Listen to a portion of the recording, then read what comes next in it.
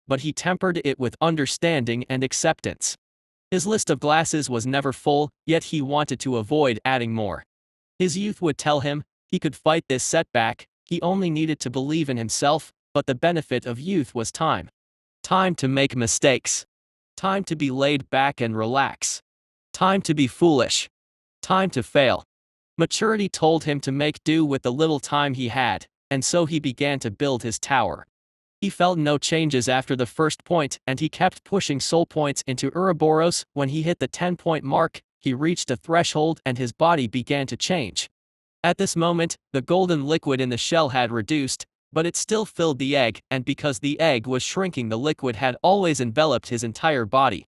With 10 points inside Ouroboros, his body began attracting the golden liquid into itself far too quickly, and his body came to be extremely hot, almost exceeding 200 degrees Celsius. His body drank the entire golden liquid, and the soul point he pushed inside Ouroboros displayed its uses when out of thin air. More of the golden liquid was created and his body began a new wave of absorption. His body vibrated as he grew another half hair's breadth, and his feet touched the bottom of the shell as there was no more liquid to absorb. He felt his frame condensed as more muscles were added to his bones, and his ligaments and tendons became stronger. Well, we are going for broke here. No need to hold back.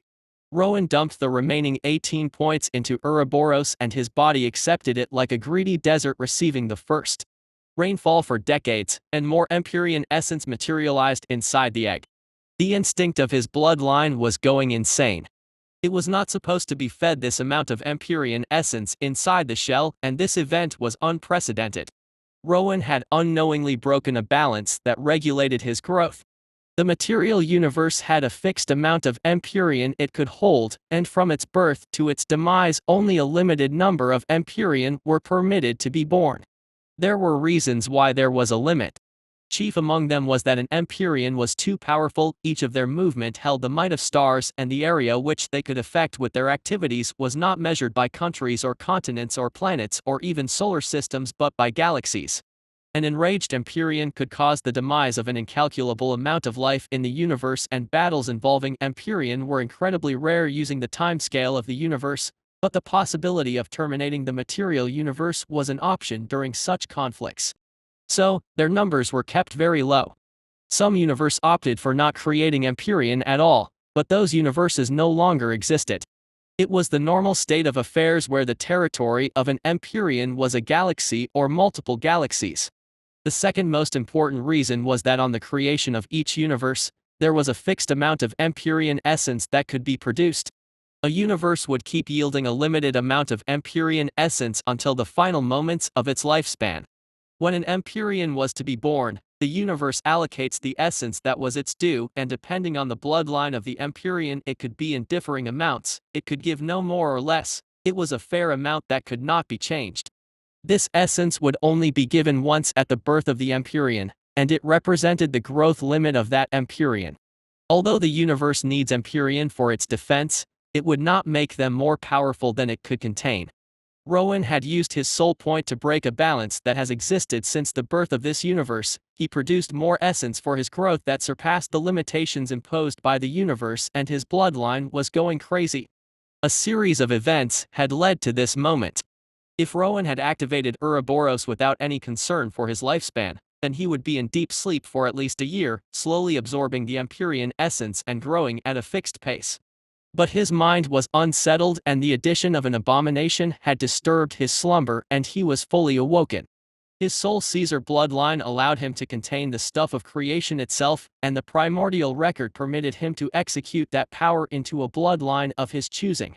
Normally, he should have begun cultivating his bloodline after he had left his shell. He should be entering his growth phase, and this change would not have been possible. So, even if he had used soul points for his growth, he would not have produced any Empyrean essence. An unknown mutation therefore occurred. His shell was supposed to dissolve the moment it finished its stores of Empyrean essence and prepare the bloodline to enter the next phase of maturity, but with the addition of more essence, the shell did not dissipate, instead snapped and covered his body like a skin-tight suit. Of course, Rowan knew none of the reasons why this just happened to him. He only panicked as he could not breathe or see. His bloodline seemed to know it would have more essence and forcefully kept the shell, turning it into a second skin for Rowan. But the shell was not meant to be his skin, it shielded him from light and the feeling of touch, it kept him in darkness darker than the deepest night, and even though he was a nascent Empyrean, he was still immortal, and he could not breathe. He did not know how long he flailed around on the ground, but he later settled when the pain from his growing lungs served as an anchor for him. The pain was familiar, so he took it and made it his own. He had been so ingrained into his flesh that he ignored his spirit, the peculiar characteristics of his soul took over his consciousness and his perception flew out of his body and finally, he could think clearly. Chapter 23, The Shell. He could not breathe and he was dying, but the nature of his new body ensured that his state of perishing would extend for a long duration. It would take hours for him to die, but at least there was a silver lining. I mean, he could now move around. Although he could not afford to die anytime soon, he would lose a valuable lifespan, and he might have already used his final chance for resurrection. His new state of detachment made these assumptions distant from him, and he did not panic. There was a hint here that he was not seeing, he focused his mind and he realized an important detail he missed. He had not been breathing inside the shell before, and he was fine. What was the reason for that? It did not take long for him to come up with the cause, the golden liquid. When he pushed Soul Point into Ouroboros, it had created more of that golden liquid for him. Did that not mean that if he had more soul points, it would be possible for him to breathe? Rowan called up the primordial record and nearly screamed in anger because of the new state of his being. Name, Rowan Kuranes. Age, 11/11. Strength, 2.7. Agility, 1.9. Constitution, 7.3. Spirit, 2.7. Class, none. Title, Plain Walker. Skill, none. Passive, Decipher Language, Complete Icy Soul, Level 2. Records. Atavism minus level 028/2000. Level 00/1000. Soul Point, 0.9998. Remark, Divine Fodder. Rowan's annoyance broke through his calm disposition, and he nearly screamed at the sky. Stay calm and breathe. Do not focus on the negatives. Don't look at the double amount of soul point required. Who cares about a journey of 1,000 miles? We can walk 2,000 miles. Just breath. Lord or sweet tush. No problem. Great idea all around, just phenomenal. But you see there is one problem with that, I can't breath. Okay, I don't know, sigh. We need to look at the positives here, okay? Positives. Yes. We can look at that. I must be going crazy, what with all this wee business I got going over here. Anything to keep you sane, boyo. Calm down and assess your situation. Okay. He could do that. The growing pains in his lungs meant he may have 2 hours or more before he became lethargic. In the spirit of using time wisely, let's see what I missed in my panic. He saw the growth of his stats, and it did not take long for him to see a semblance of how it works, only further experiments would prove if his inferences were incorrect. He pushed 28 points of souls into Ouroboros and was rewarded with an exact increase of 2.8 in the Constitution. It did not require a genius to figure that out. Every 10 points in Ouroboros gave him a 1-point increase in his Constitution. What that could mean further down the line was terrifying. His strength and agility grew by a single point. He guessed that they increased by every 20 points into Ouroboros. The bloodline had changed with a new prefix beside it, atavism. There was no description of its meaning, but it had extended the amount of soul points he needed to be legendary. Finally, the last valuable hint that had been tugging at his consciousness. His soul points. He watched idly as it clicked forward to 0.9999 and finally turned to 1. Soul Caesar passively collected soul fragments, and it appears that when he was in an area of conflict, the collection capability increased. He did not think too deeply about it but pushed the single point into Ouroboros and waited in tense expectation. Soon, a trickle of golden liquid secreted from the skin-tight shell and was absorbed into his body. The golden liquid brought a rush of clarity and gave his lungs a burst of sweet release that he nearly cried. The pressure began to build, but it was distant. He may have 10 minutes before he began to feel the bite of suffocation once more. Great. So that golden liquid is my amniotic fluid and without it, I am a stillborn. Well, at least he now had mobility, he thought to himself as he picked himself from the floor, his spirit perception now serving as his eyes showed him his body. The first thing he noticed as he saw himself from this perspective was that he had grown. He had the lanky build of a teenager, but he was now 5 foot 2 inches. His shoulders were a little broad, and he appeared quite slim and delicate. The other was his shell. It was gray and smooth, and there was a golden tattoo that resembled a snake that was swallowing its tail that encircled his chest. Now directly below it there was a second faint tattoo that was an exact duplicate of the first. He could barely see it, but it was there. His perception snapped back into his head with a jolt, keeping him in darkness once more. It would seem this vision of his depended on his spirit. He remembered the last time he used it, and it barely lasted a few seconds. He could feel a sort of cool aura in his head that was rapidly gathering again. Maybe in 30 more seconds it would be refilled, and then he would have another 5 minutes of vision. So in the serene darkness, he began to plot. He stood still as a statue for the next 4 minutes, and he began to move. The first place he went to was to his shelves. During his studies, he had gathered various poisons and toxic materials, and the most dangerous material he gathered was in a little red box he maintained very carefully. The box was easy enough to carry and was not bulky. Finding a pair of strong silk-like ropes, he fashioned a strap for the box, so it sat beside his waist.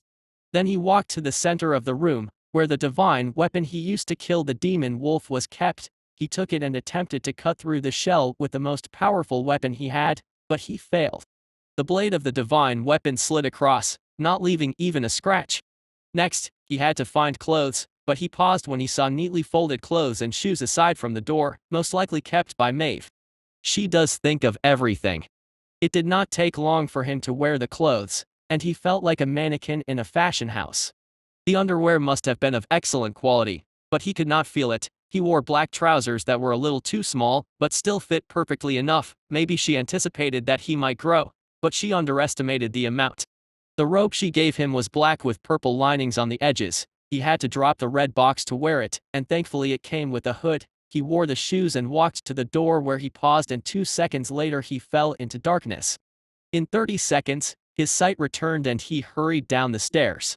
Along the way, he began experimenting with what he could do with this 5-minute vision he had. Chapter 24, Red Moon. He discovered he could push this spirit vision ahead of him for a few meters, and he even saw through walls. So as he hurried down the stairs, making sure to avoid the occasional house help, he did a broad sweep of his surroundings now and then, and so he came upon a startling discovery.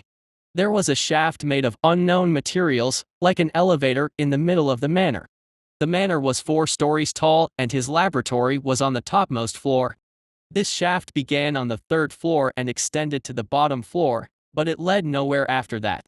It was smooth, and the color was yellow, and the most peculiar characteristic of it was that it was the only material he could not see through. It was as if it was actively repelling his sight. He found a small alcove to hide for the 30 seconds of darkness that came about as his spirit sight snapped back in his head, this occurrence always bringing him pain. He suspected that he would have been an invalid if not for his regenerating factor healing the damages inside his head. Not only that, but he was not supposed to use the spirit sight in this method. He was damaging an unknown organ inside his head, but if he could heal any damages he incurred using this technique in exchange for sight, then he would do so without any hesitation. There was a mysterious object or a hidden passage buried inside his manor. He did not find it that surprising. After all, the events that led him here were very suspicious, and he knew there were many things that were being deliberately hidden from him. Nevertheless, this was not his priority at the moment. His next stop was the stables, where he was going to get horses and hurry down to the town. He was not a fighter, but he could be as close to the town as possible, and therefore he could collect lingering souls. He expected Maeve to soon find him, and he would be protected along the way. He was not too foolish to think he might survive out there without her. He was still feeble, and a small complication could end him, and there was nothing small about an abomination attack. Then he paused. Where was Maeve? Why did he not find her inside the manor? Apart from the dozen staff present in different parts of the manor, he could not find Maeve. Perhaps she was checking the grounds of the manor, but he doubted it. Maeve would never leave far from his side. Something was wrong. As his vision returned, he turned back to the shaft. He could see inside the manor, hidden by clever design that made it almost unnoticeable. Rowan had seen the designs of the manor, and everywhere the shaft passed through was not supposed to even exist. Opening the door to a guest room, he walked inside and shut the door behind him. Going to the closet, he pushed the clothes away and tapped the back of the closet. He pulled out the shears and began to cut his way through. It was not difficult, and he sliced through the walls with little effort. Directly behind was a faint glow from the shaft. It seemed to be built with a sort of gem. He ran his hand over it and discovered that it was shockingly cold. He tried to recall if he knew any mineral like this, but he could not recollect anything similar to it. His hand was still on it when the temperature of the yellow rock began to rise, and it rippled like it was made of water, and before he could draw his hand back, another hand seized his own and dragged him into the wall. He did not use his eyes to see but his spirit, and so he was able to witness everything. The hand that grabbed him was made of the same material as the yellow rock, and when he was dragged inside it felt more like he was passing through thick mud and not a solid wall, and then his mind was overloaded by a flood of sensations that it broke to pieces. He saw a bright white light that was shattered into pieces by a clawed hand. The pieces of the broken light became many colors that became solid blocks. Those blocks were covered by a wave of darkness. The darkness was split apart by a terrible roar, and with that sound, chaos erupted. Rowan felt his mind reassembled, only to break again when new scenes entered his mind. A rain of blood that erupted from an ocean's worth of bodies. Stars fell from the skies only to be eaten by massive mouths, a mountain with spider legs dancing, and a smiling cup of tea that was devouring other cups. This reality that he could hardly comprehend seemed to be forced into his mind, and when he felt he could no longer hold on, he was blessed with the silence of darkness. He was in shock for a while, before he realized that his spirit vision had ended, and so he could no longer. He should be holding himself and crying for the chaos that he had witnessed. He should be catatonic and listless. He should have run mad with despair. But the only thing he could feel was apathy. You see, he had no time. His lungs were beginning to burn, and the hidden blade of his incoming death due to his limited lifespan hung on his neck. He had no time to mourn. He had no time to reflect. As far as he was concerned, if what he was experiencing was not enough to kill him, then he would get through it. Not because he was mindlessly optimistic, but because he had no time to waste. Death was whispering in his ears, and he had no time to listen. He braced himself for the frenzy and opened his spirit vision once more. If he could touch his eyes, he would rip them from his head. It seems his icy soul made it impossible for him to go mad, or maybe he was already mad. How could he tell? But no matter the scene he saw, he had only 30 seconds of normalcy before he plunged back inside. He witnessed countless mindless scenes, like a feverish dream that would not end. He repeatedly entered the chaos. He began to feel despair when something bonded inside him, and he found himself in a passage. It was a short path, and he stood in the middle. Behind him was a green door, and ahead of him was a red door. His mind locked on what changed his situation, and he called up the primordial record and saw a new entry. Aspect gained, spatial sight. An aspect. He would check the meaning later, but he already knew what spatial sight was capable of. It was his spirit vision on steroids. There were several new entries in the primordial record, but for now, he was only focused on this new aspect he just received. His new awareness was vast and did not seem to have any cooldown. He moved that awareness to the red door ahead of him, and he saw the scene of mayhem. He saw a devastated world, and his awareness was covered by darkness. When he became cognizant, he noticed he lay on the ground. All around him was a field of ruin, and overhead was a red moon. Chapter 25, Rift State Rats. At first, Rowan thought he had been transported to that space of madness, and he braced himself for a new round of chaos, but he settled when he saw how stable his environment was.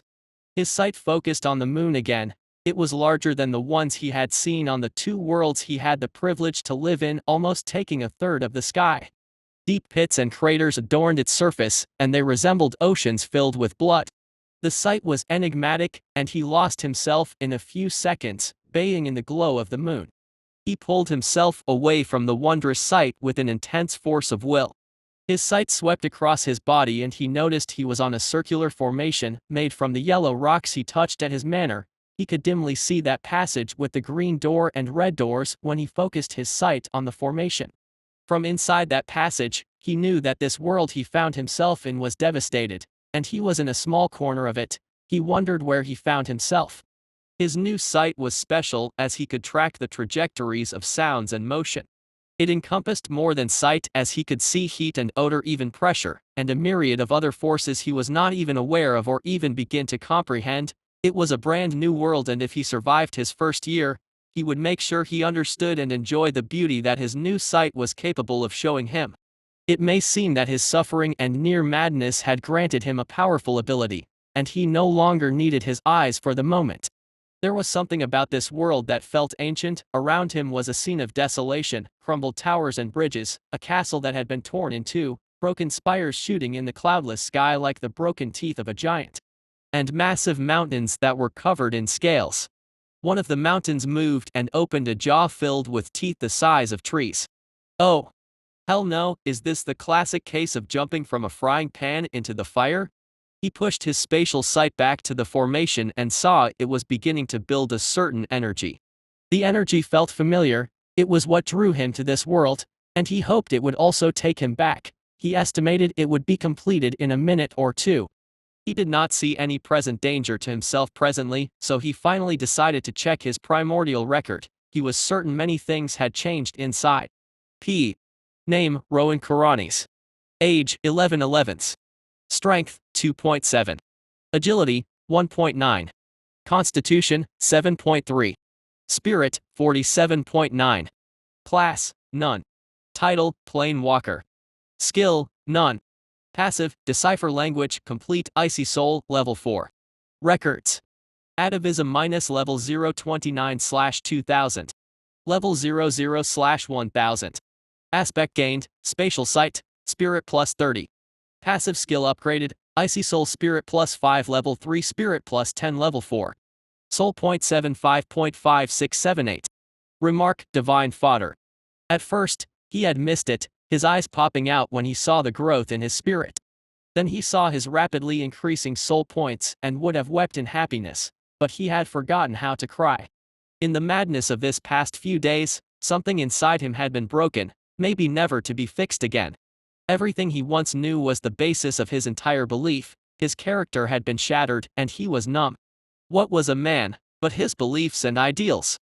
My understanding of the world, of life and death had collapsed, and my new reality was hostile, and I understood none of it, but a memory of a doomed prince who died in pain and regret. To tell the truth, deep down, he did not think he was going to survive. There seemed to be no hope for him. Any breakthrough he got led to another new problem to fix, and now his soul point broke the 100 mark and continued to increase. He found the break he so desperately needed. His spirit had broken past the 10-point threshold that only a legendary being had and had grown far higher than his other stats.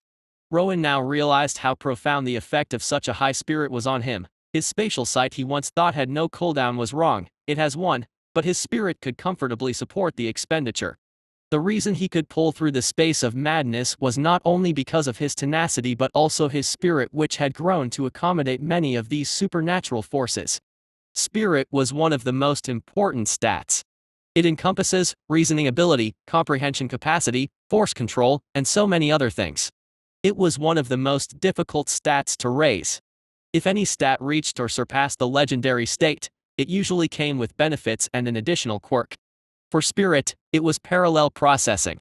Most legendary could generally divide their minds into two. Of course, some outliers are particularly gifted in their spirit ability that they could separate their thought processes into three or more, but it was Rift state dominators that were often capable of that feat. In simpler terms, it was multitasking. You could be reciting a 1,000-page poem while fantasying about your neighbors car, and still be replying to a query from your wife about why you did not do the dishes. So many fun things to do within a single moment. The wind brought a new sound to him. A rustle, and his spatial sight zoomed across the debris for hundreds of meters, phasing through rocks and rusted metals, and he saw a pair of rats the size of horses. Their furs were like steel needles and their eyes glowed blue. The moment his sight touched them, the rats flinched and began looking around and sniffing. Each of their movement crushed rocks, and their speed was terrifying. Rowan knew legendary dominators and had seen powerful creatures during his lifetime. This pair of rats could be Rift state creatures or even higher. Rowan went very still and shifted his sight, so he was not focused on them any longer, but it seemed one of them had sensed his position, for it gave a shrill scream and charged. Its speed was so fast, it appeared as though it was teleporting. Ares goddamn balls. I knew it was too good to be true. I can't catch a single break.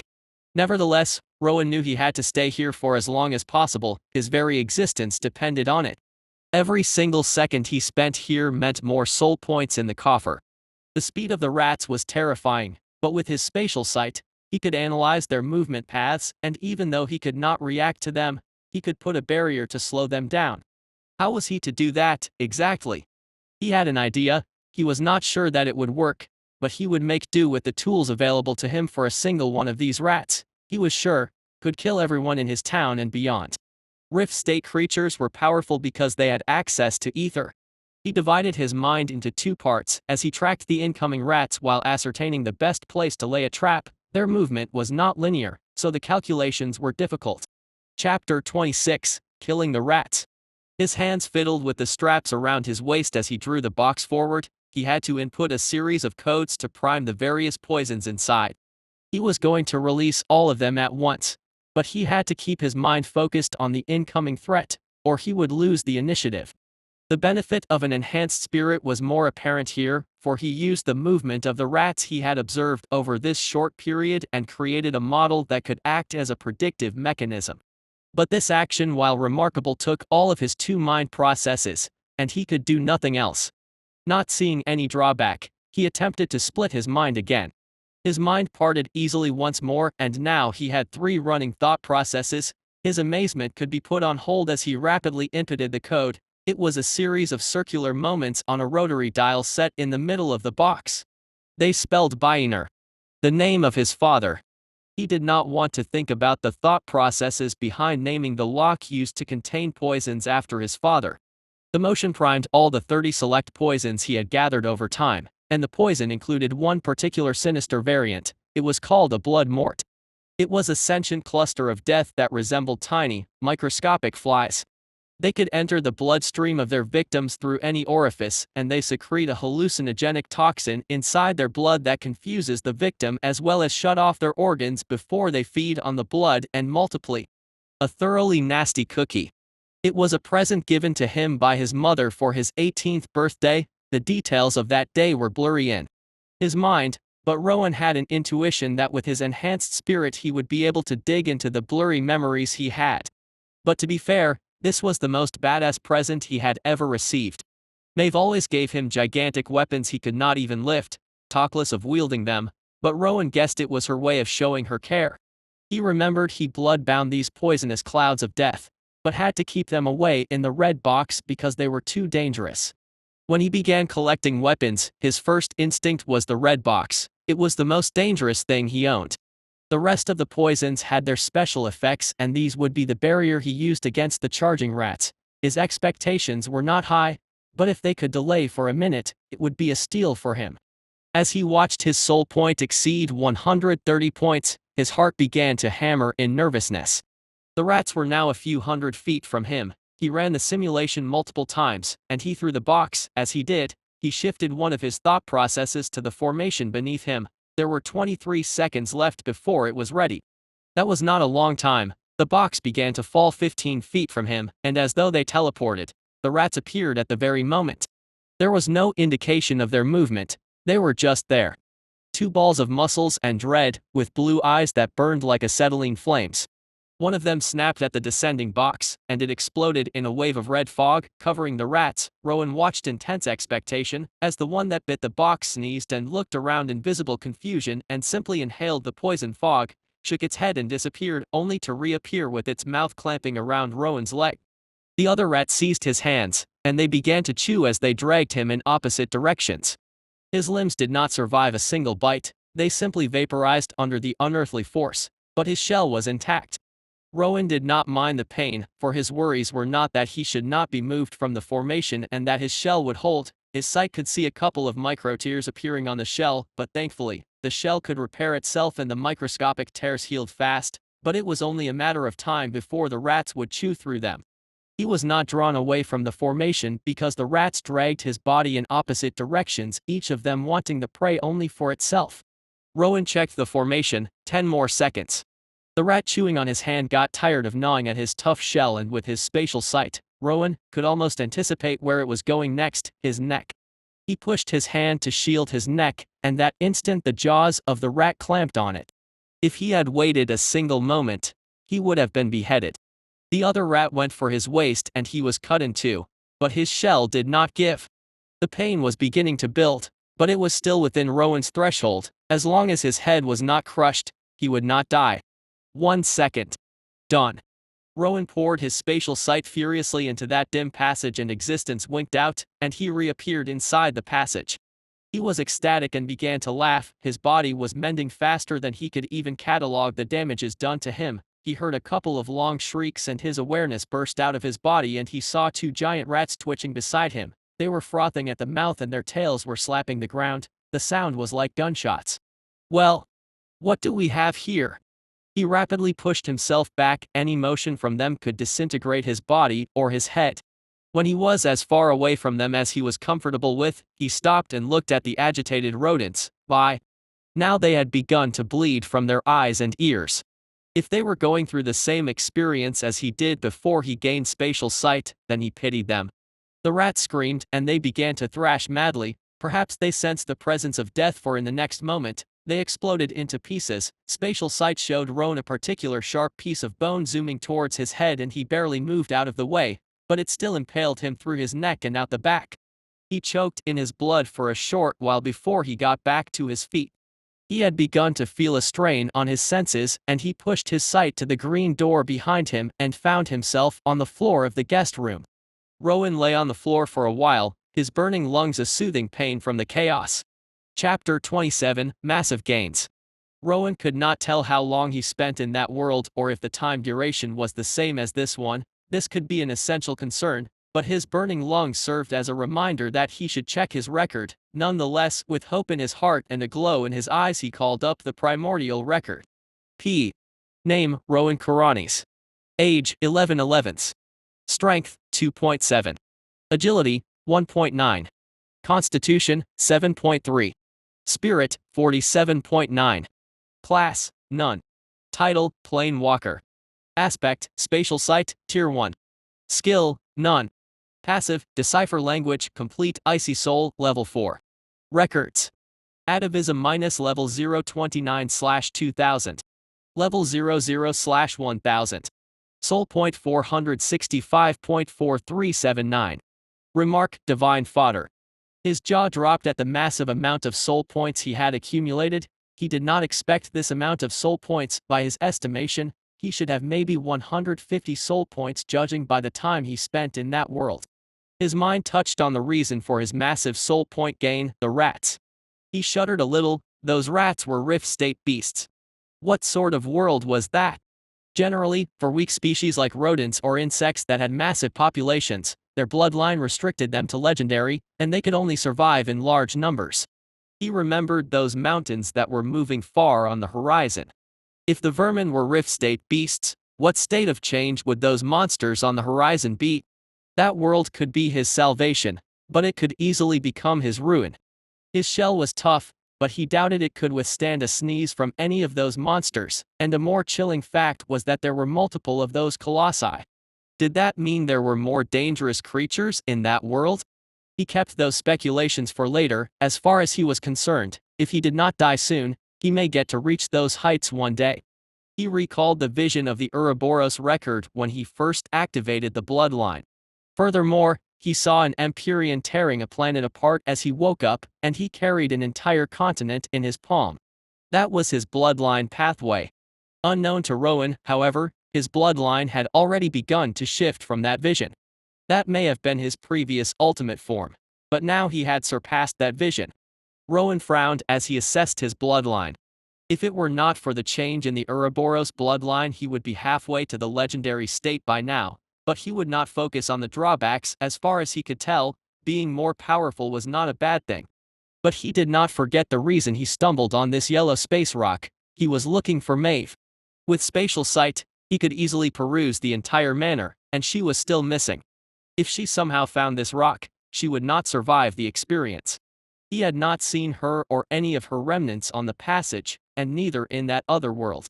Not giving in to despair, he extended his range to the fields outside his house. He could not find her, and then he had an idea he was sure could work.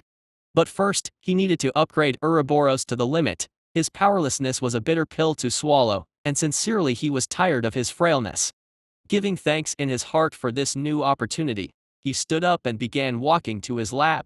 It was still the safest place to upgrade his bloodline. The doors and windows were shielded with an armored barrier, and most importantly, the methods he was going to use to search for Maeve would begin from the lab. His spatial sight brought him waves of blood-chilling screams coming from the town. Whatever was happening, there was hell on earth. He was incapable of intervening currently, and he would be a better help when he was stronger. It was not difficult to reach his laboratory. He tore away the battered clothing from his body and walked to the center of the lab where he sat cross-legged. He called up the primordial record once more, and he began upgrading the Ouroboros bloodline. It occurred to him that perhaps he should focus on Soul Caesar, but Rowan had no experience with omnipotent bloodlines and their effects at the legendary state, and besides, Ouroboros would give him what he desperately needed, which was survivability. He had no doubt that Soul Caesar would give him a powerful ability, but he may end up being a glass cannon. At least Ouroboros was concerned about the material universe, and with his sheer hatred for the Soul Keepers, he felt an intense distaste for upgrading this bloodline, at least for the moment. All these were cognizant of one fact: he had somewhere to easily farm for soul points, and that place was very dangerous if his physique was fragile. Ouroboros gave him an insane regenerative factor and also focused on his constitution, two things that would enable his survivability and allow him to stay in that world for long enough to become a legend. He had already made his decision and would accept all responsibilities if the outcome was fatal. As the soul points began pouring into Ouroboros, his shell began producing Empyrean essence, and that wonderful feeling of warmth erupted all over his body, which began making intense cracking sounds, and he fell on his knees. The moment he reached 100 point in Ouroboros, the absorption of soul point paused and the activity on his body went into overdrive. His body grew another foot, and now he was 6 foot and 2 inches tall. His shoulders broadened, and a more amazing transformation happened inside his body, as he began to grow a third heart.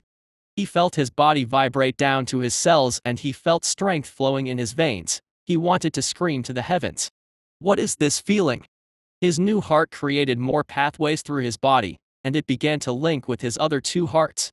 Its heartbeat was at first feeble and erratic, but as the connection with the other 2 hearts solidified, a sound like thunder burst from his body and the ground cracked. It took a while to come down from the high of advancement, his massive spirit giving him much-needed clarity, or else he suspected he would be a drooling mess on the floor. This was better than anything he had ever felt in his life, and he was sure this feeling was addicting. He was already craving it once more. He opened his primordial record, and he was struck dumb by what he saw. Name: Rowan Kuranes. Age: 11/11. Strength: 6.7. Agility: 5.9. Constitution: 14.4. Spirit: 47.9. Class: None. Title: Plain Walker. Aspect: Spatial Sight, Tier 1. Skill: None. Passive: Decipher Language, Complete. Icy Soul, Level 4. Records: Atavism -level 0 100/3000. Level 00/1000. Soul Point 394.4382. Remark: Divine Fodder. He expected it. Somehow his bloodline was evolving as he was upgrading it. He did not know if this was a feature of the Ouroboros bloodline, but he knew he could not withstand this sort of expenditure for long. He did not care anymore. He wanted to unleash his frustration on something, and did he not have a convenient outlet for his frustration? Furthermore, he could still hear at the edge of his perception what sounded like waves of people screaming at a concert, but this was nothing of joy.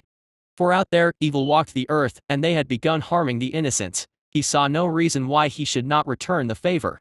He wasn't concerned with morality presently, he just wanted to hurt something. Maybe in a few moments from now, he would feel shame about what he was thinking, but not now. He mindlessly dumped another 100 points into the record and immediately noticed a difference. There had to be a benefit behind the extended growth of his bloodline.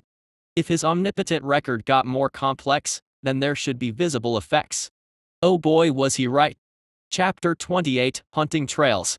The growth of his stats had doubled. The first 100 points he placed into Ouroboros netted him 10 points in Constitution, pushing that stat into Legendary and giving him 5 points in both Strength and Agility. Now for every 100 points he used, he got 20 points in Constitution and 10 in both Agility and Strength, pushing his overall stats into Legendary.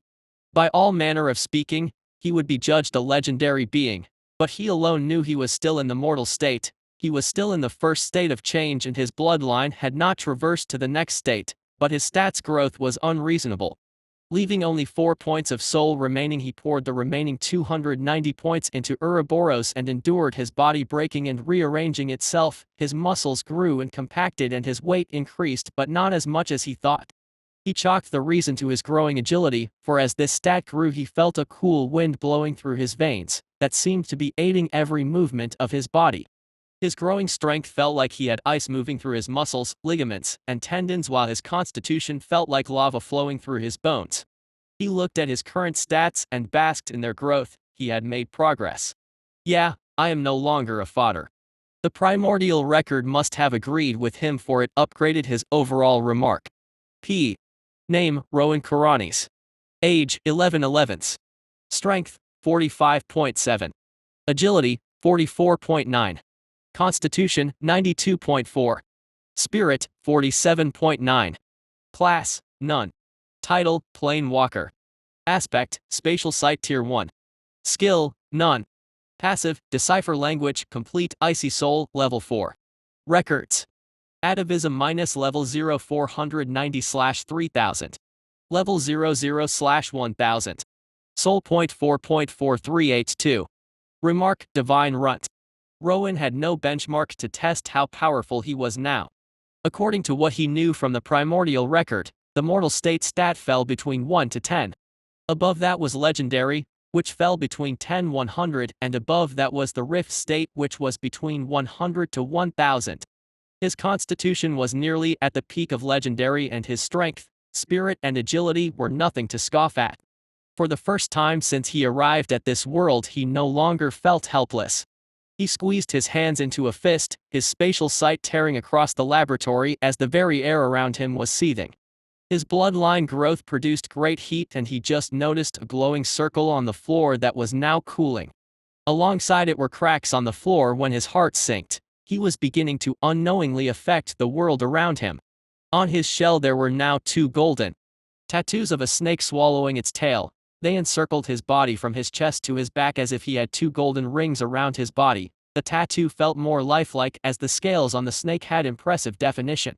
Beneath the 2 tattoos was a faint third one, and he had an awful premonition about its meaning. His shell had become slightly darker, and he was sure its defensive properties had thickened. He had not grown taller, but he was far more muscular, not as much as he expected, but now he looked like a healthy young man of 20, who had a fetish for wearing skin-tight coverall that showed every line of muscles on his body with impeccable detail. Rowan did not know if it was an effect of his constitution, but his head felt clearer than ever and his spatial sight had a more richer depth to it, which was a good thing, for it would surely help him to find his mate. With his spatial sight and increased spirit, he noticed many new things about the world. One of them was aura. Everyone he had come across had a distinct aura that his spatial sight interpreted as colors as well as smell. For a particular house, Help had an aura of yellow sunshine and smelled like roses, and another had an aura of dark purple and smelled of rot. Rowan could not interpret what he saw, but he felt that the individual must be unhealthy. Auras usually lingered long after their owner had gone by, so they left a trail. Also, he did not know how long they lasted, but the manor had many trails of aura leading to different locations, and he was going to take advantage of this trait to locate Maeve. Of course, he could ask around for the location of Maeve from the house helpers, but her disappearance was suspicious. He would rather use this circumspect method to find her. Rowan went deeper into the laboratory, as only he and Maeve were supposed to be the ones that should have access to this place. His suspicions paid off as he immediately noticed 3 sets of aura. One was dirty yellow and smelled of rot and dampness, which should be the abomination. The other was greenish gold and smelled like green fields that were Maeve, and the third was intensely foul. Rowan could not accurately describe the color, but it was like a cluster of rotten maggots, and the aura sickened him. But he found the aura familiar, and with his massive spirit that intuition was not to be taken lightly. he probably knew who had this aura. More troubling was the fact that this aura was fresh. The person most likely came into his lab when he went out looking for Maeve. He could not detect his own aura, but he suspected that his shell blocked his aura from manifesting. Keeping the foul aura in mind, he began to trace Maeve's own. While hurriedly donning an expansive black robe, he followed the trail around his manor. He began seeing the application of his new stats. If he was a snail before, now he was a gazelle. Agility did not only improve his speed and coordination, but it almost seemed to slow down time around him.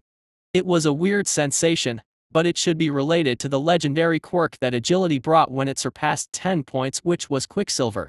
Rowan became a wraith inside his mansion, his strength, agility, and spirit creating a profound synergy in his overall ability, and he followed Maeve's trail all over the manor. The trail led him to the guest library, and he felt a frown begin to grow on his face when he noticed that foul aura near Maeve's own.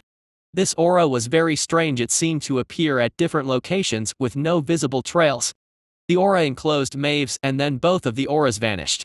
Was she kidnapped? Rowan knew his instincts were not wrong. She had been taken. He gave a huff and pushed his spatial sight around him, sweeping the entire manor, and he began scouring the grounds. His sight detected the foul aura in the stables, and he took off after it. He appeared on the roof of the stables and swept his sight inside, and he saw a grim sight. All the horses were dead. Something or someone had gnawed away at their necks and bellies, leaving long trails of intestines and heads attached to the body by thin strands of flesh. Rowan was not yet desensitized to gore, and he found this sight appalling, especially when it seemed like the horses were grinning. Coated on the body of the horses were the foul aura, and Rowan knew he just missed whomever committed this act because his soul point increased to 10 when he entered the stables, meaning he had just collected the fragments of the horse's soul. He had never stopped scanning the surrounding area and was rewarded when he caught a smear of the foul aura in the direction of Calcutta, his town.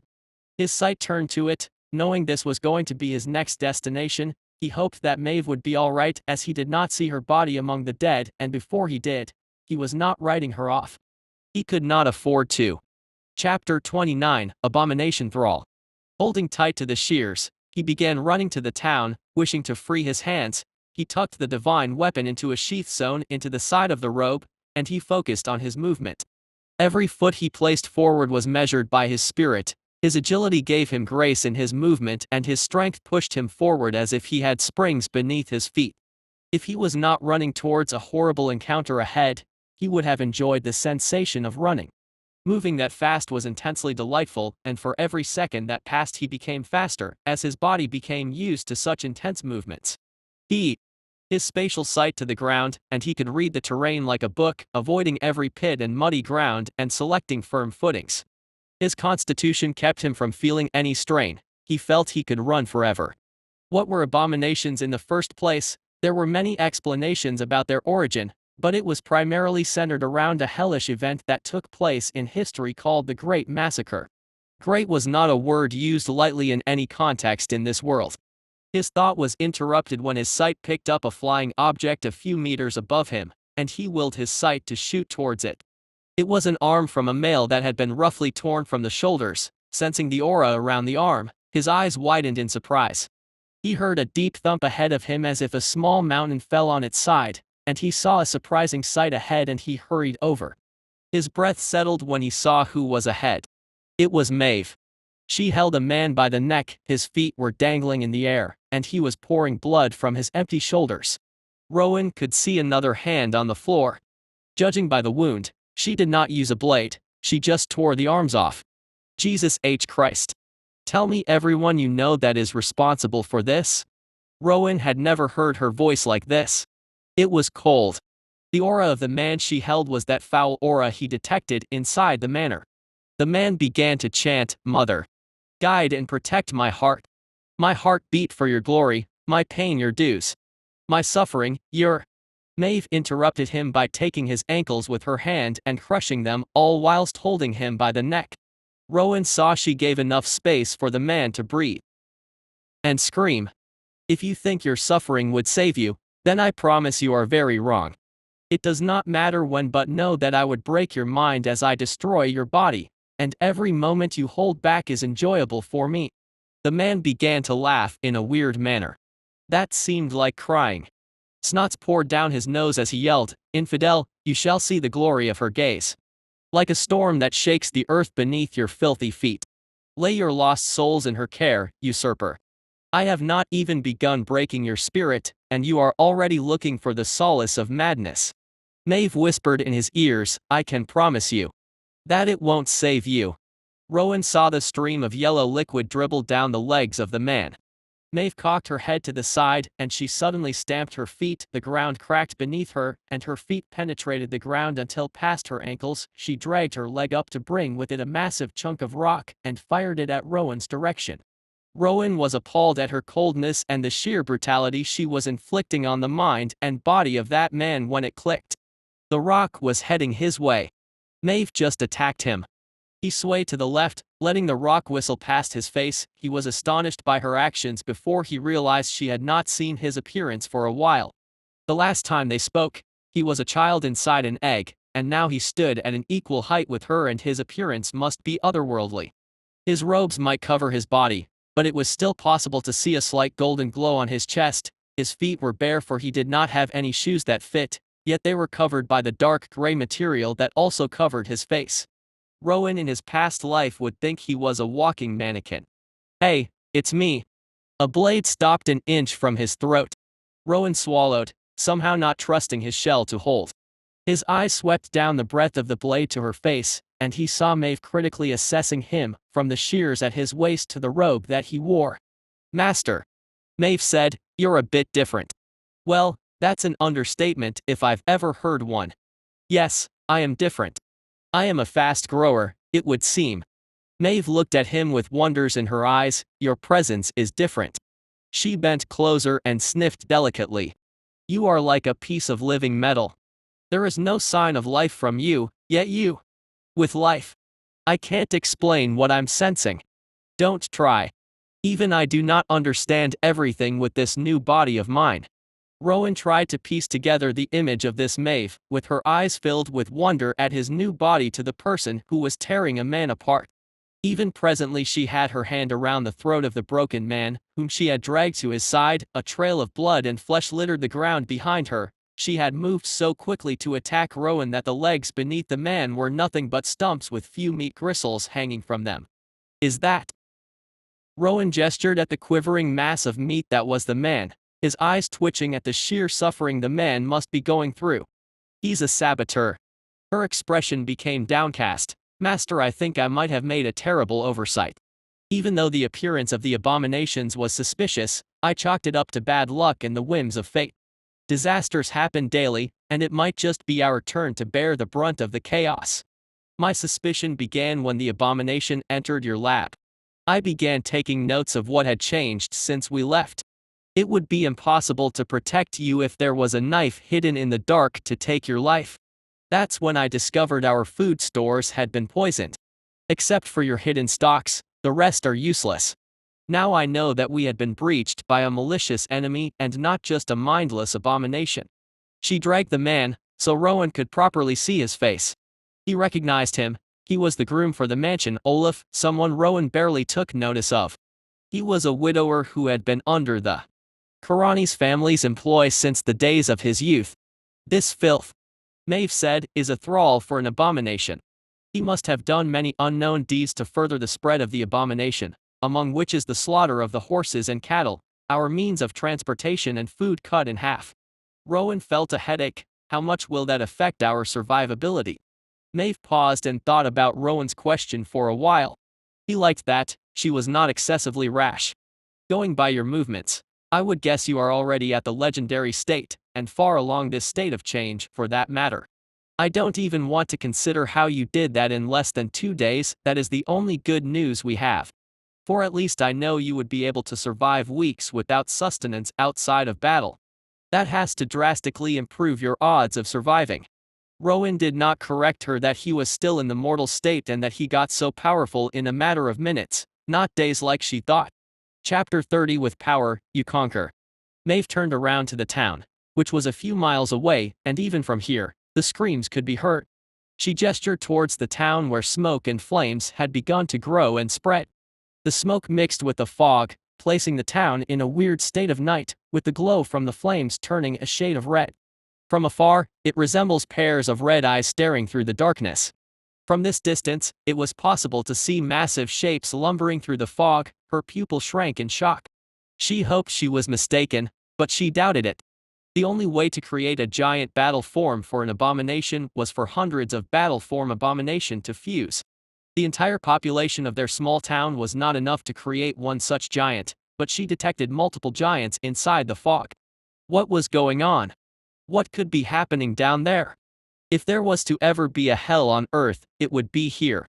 I sent our guardsmen to that hell ahead of us, hoping we would be able to fight against it, which should have been possible with our combined abilities. She brought the destroyed body of the man to her face. He was beginning to grin as the shock had worn off from his torment. Maeve saw that and frowned, and she began to rain punches on his face. They were measured and methodical, and interspersed with her blows she began to talk as if she was lecturing Rowan the presence of a thrall. Plus minus currency makes everything far more complicated. Plus minus currency, plus minus currency. There must be an abomination core here, only those can create thralls. I don't know what it promised this one. Most likely more of the same, power, wealth, immortality. They never learn. This development nevertheless has shifted the dangers from manageable to impossible. Rowan winced as the face of the man was torn to pieces at his face, which at first held a grin, but Maeve's first blow flattened his nose, the second caved in his cheekbones, the third exploded his right eyeballs from the socket. By the seconds he was becoming less than human before the might of her blows.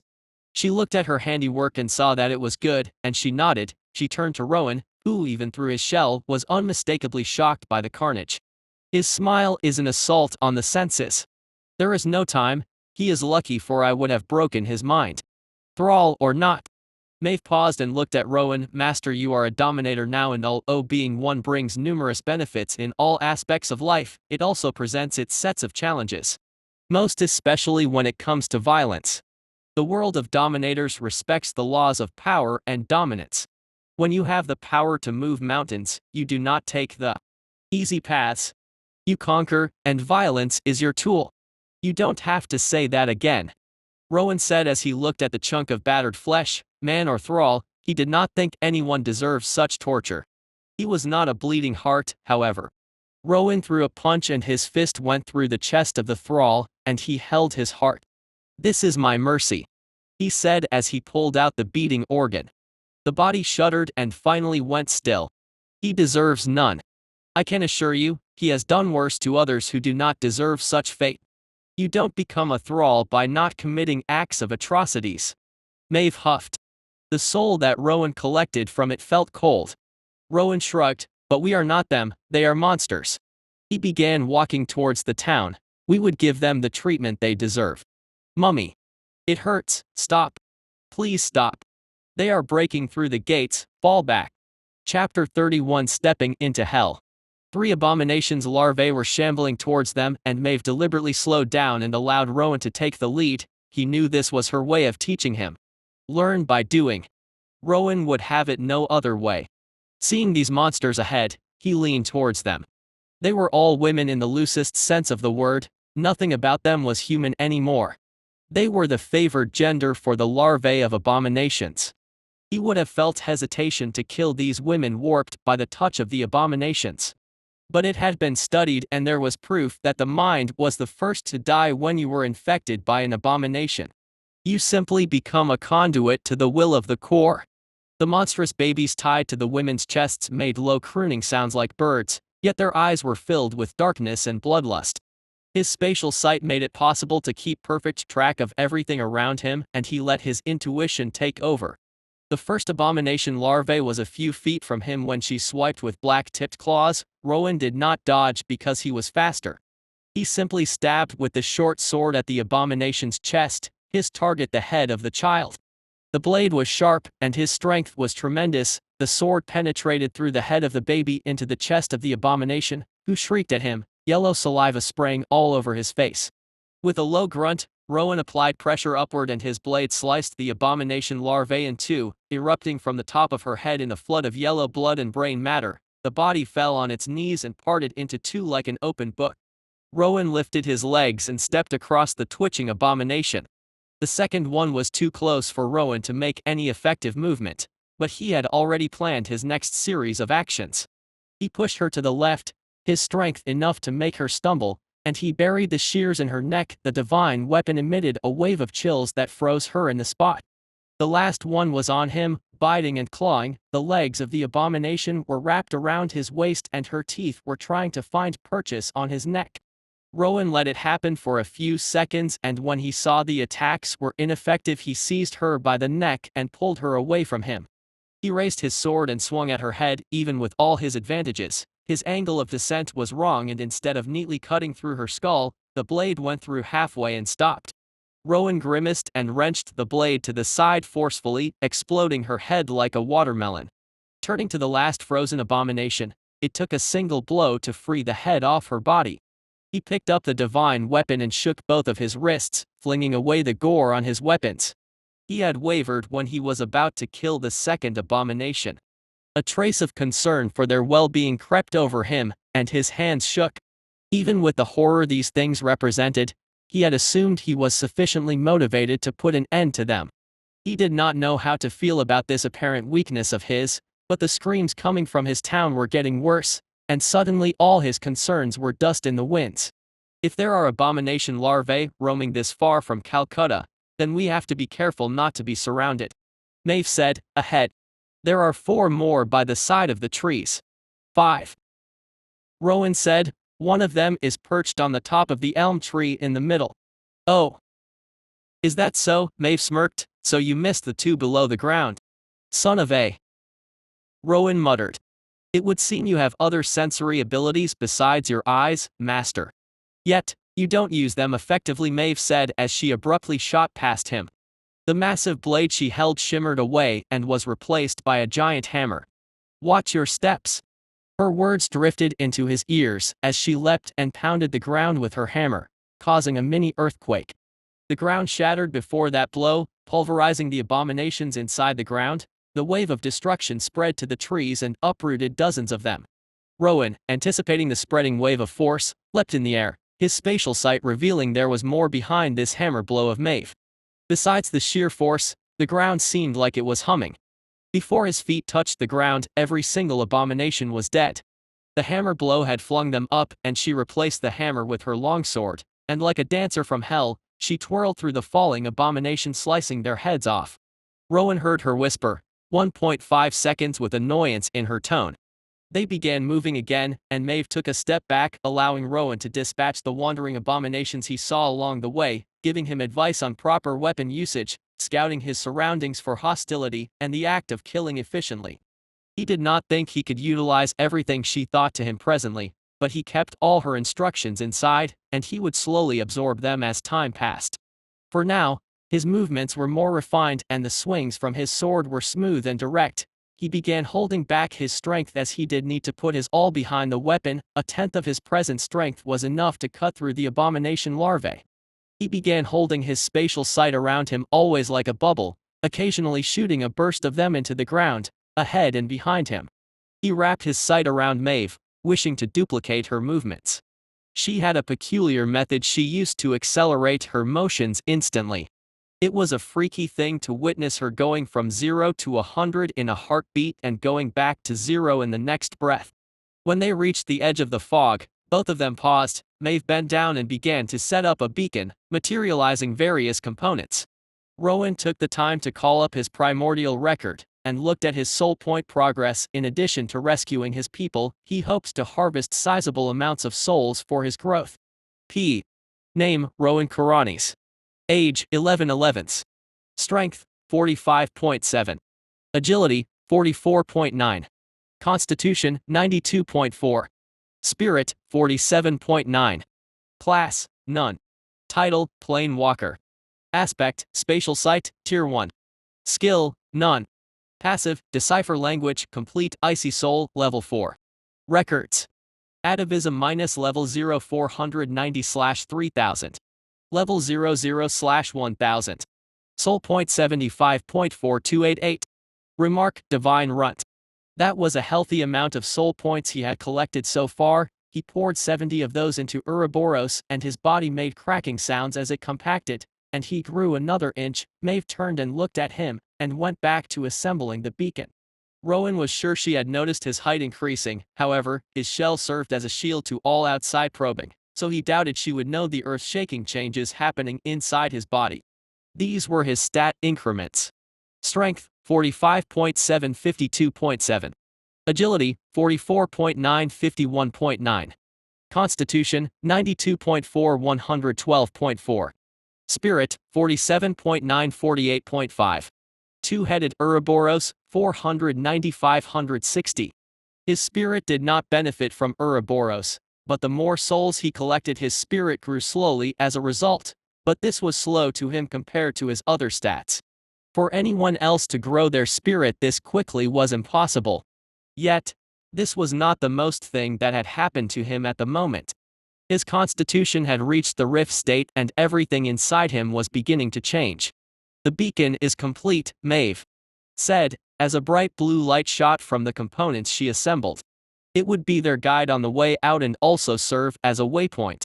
Rowan nodded and both of them stepped into hell. Chapter 32 First Battle.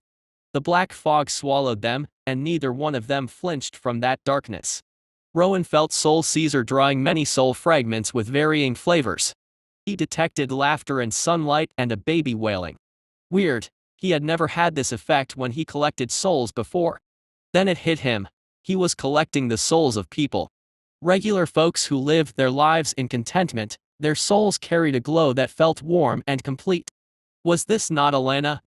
The young woman who had a painful crush on Rowan went beet red anytime Rowan tried talking to her. She had an unusual way with words, always referring to herself in the first person. This soul that felt like a piece of hard leather should be Morin, a dependable farmer who was something of a playboy. Branrick, a mason who had 7 strong boys he was very proud of. Ragadar, the self-proclaimed most handsome man in all of Calcutta. Vidarmir, a petty thief who had been adopted by his people because he was mostly harmless and could be called in a pinch to help do menial tasks. Grunmir, Vormir, Scrum, Torner, Gragfer, Grarner, Thogur. Please, no more. Hundreds of soul fragments came. They brought with them a trace of their memories, but only the best parts or the worst. Grar sees his wife torn apart and at the moment of his death, seizing an abomination and tears out the throat with his teeth. So many souls. So many memories. Rowan did not know how he did it, but he did not consume those souls, he kept them safe in the jaws of Dagon, the bracelet form of Soul Caesar that was on his wrist. As the souls poured into his being, carrying with them light and heat, his icy soul grew colder. Throughout the previous battle, he had never made a sound. He was imitating Maeve. Her coldness and deadly precision. But that was not who he was. He was not cold, he lived his life with passion. His soul may have turned to ice, but his blood was filled with fire. So, he opened himself to the souls, his Soul Caesar called them through the darkness, and they came to him seeking warmth and solace. He opened himself, and he asked them to witness their vengeance. They must have heard the fury in his blood, for more of them came to him, and he kept them. He told them he was their sword. He told them whoever was responsible for their demise would pay the ultimate price. Then the abomination came through the fog. The shapes that entered his sight in the fog were different from anything he had ever seen before. Their head was mostly mouth, filled with long misshapen black teeth that oozed black tar, their nose were 2 deep holes and their eyes were small and beady, and glowed yellow. Their hands ended in thick bone spikes, and what Rowan found the most revolting was that they were skinless. Their anatomy was unnatural, too many joints leading nowhere, and their bodies were a mishmash of different parts that served only one purpose: to kill. With a cry that came straight from nightmares, they charged at him. Rowan replied with a roar of his own that exploded through the fog. An utterly unearthly cry. One that was born from a rage he could hardly hold back any longer. The anger of an Empyrean. A being born at the birth of a universe. Something beyond what he knew erupted from his body, and Maeve was driven to her knees. She looked at him, her face was that of pure astonishment. The cry that came from his lungs was primal and seemed unending, and the surrounding fog began to retreat as if fleeing from that cry. The effects on the abomination were distinct as they fell to the ground shrieking in confusion. There were dozens of them, their alien bodies writhing on the ground. The spikes were their limbs digging massive holes in the ground.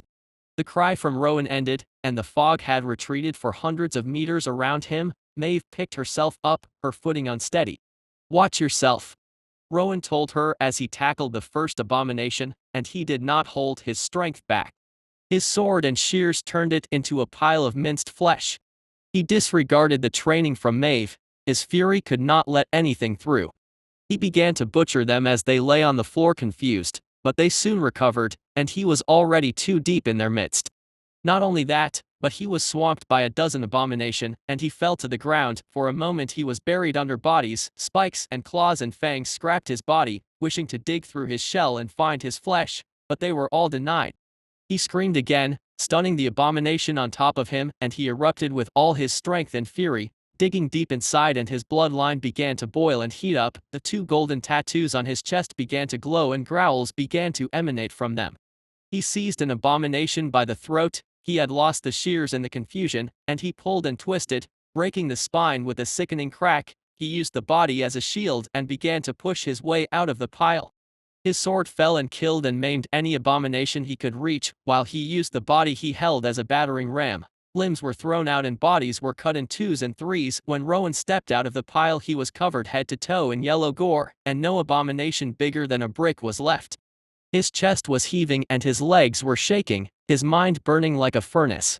Ahead of him, more abomination poured out from the ruins of homes and fields, and Rowan began to laugh, for in his primordial record he had harvested more than 150 soul points.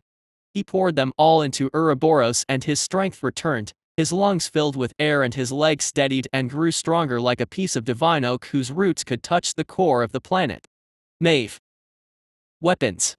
The sword he was using was now bent and useless. He discarded it, and it shimmered away.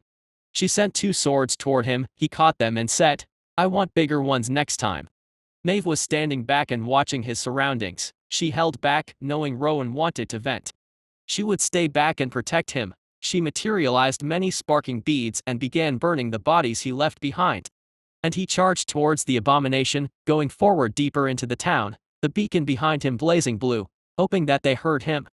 Hoping that they still keep faith. Rowan began to kill.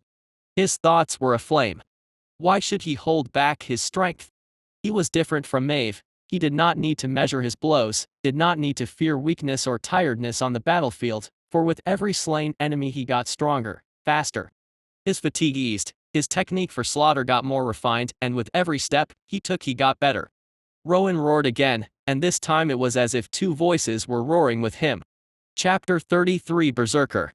Declara held the hands of her two youngest waitress as she ushered her staff ahead of her. A few hundred people were around her as they were herded towards the manor of the noble.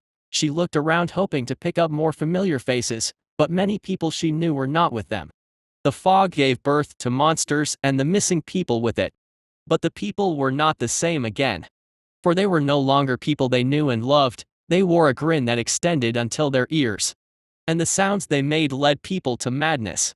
She saw fathers and mothers run to missing children, and even when they were being killed, they laughed in happiness.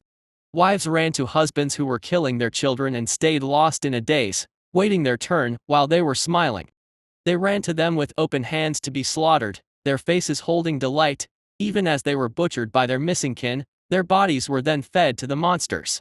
The monsters, who at first resembled babies, but transformed into nightmarish creatures with fangs and claws. It was sheer madness, and Declara wanted to hold her head and scream until she couldn't. She wanted to poke out her eyes. Death was a better option than whatever was happening here. Thankfully, the distraught people had pillars of sanity, carrying them through the madness. They were the guardsmen. Around her were muffled screaming and curses and the sounds of blades tearing through flesh. The men in red armor moved like whirlwinds. They cut down monsters after monsters. The old priest Perdue had screamed himself hoarse, trying to keep the morale of people up and to distract them from the madness happening around. Dark lightning shot from his fingertips, turning monsters after monsters into charcoal, but he was beginning to falter, and he would have fallen behind if he was not supported by a couple of boys. She did her part, comforting the girls she held and directed members of her staff.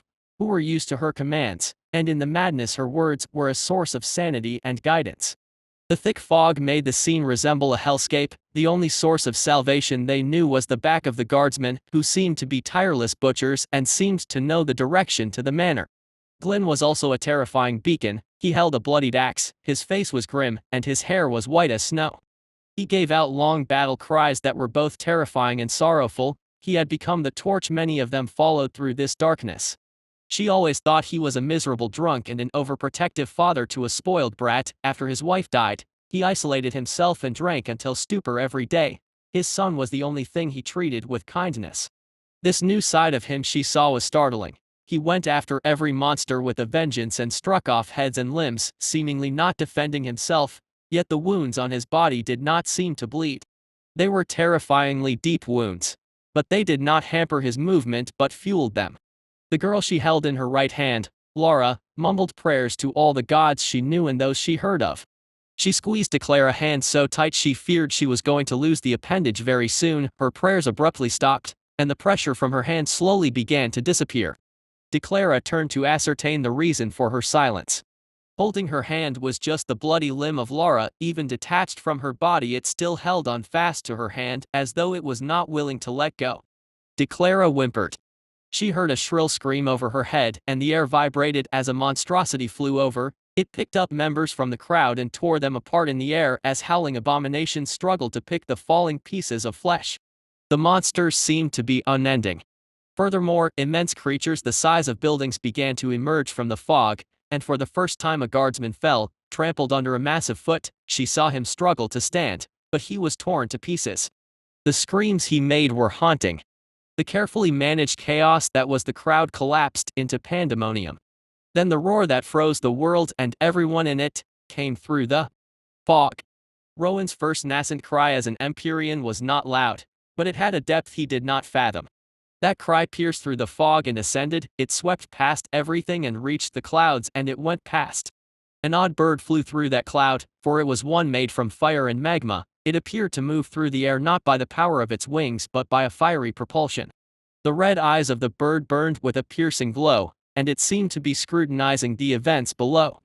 As the cry swept past the bird, it gave a squeak of surprise and shook its wings and bolted away to an unknown destination. The cry went past the cloud and ascended to the heavens, but its rise was denied. It impacted on a sort of blue film that covered the heavens themselves. The blue film glowed and countless mystical runes flashed. If one were to stand in the heavens and look at the earth below, it was possible to see that the blue film was like an upturned bowl that covered the entire region, shielding it from the outside world. The cry penetrated the earth and also the lake, where it traveled to the deepest part of it, where a gigantic head lies. The head was of a woman, whose had long flowing hair that covered the bottom of the lake. When the cry reached the head, its eyes snapped open, and inside her long flowing hair, eyes after eyes began to also open, like the feather from a peacock tail. Rowan moved forward, his sight pulsed ahead of him, disregarding his protection and his surroundings. He wanted no more souls of his people. His body moved like a machine. He simply cut down every abomination that obstructed him.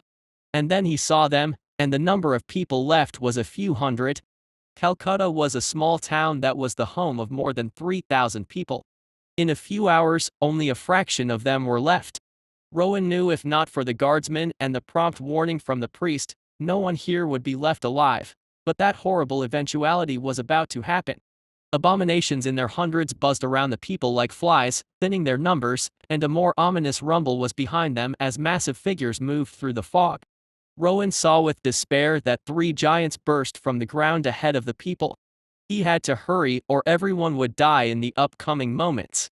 It was not much, but he had another 120 soul points. He poured it inside Ouroboros, and his speed got faster, the remnant soul of the dying prince screaming inside him.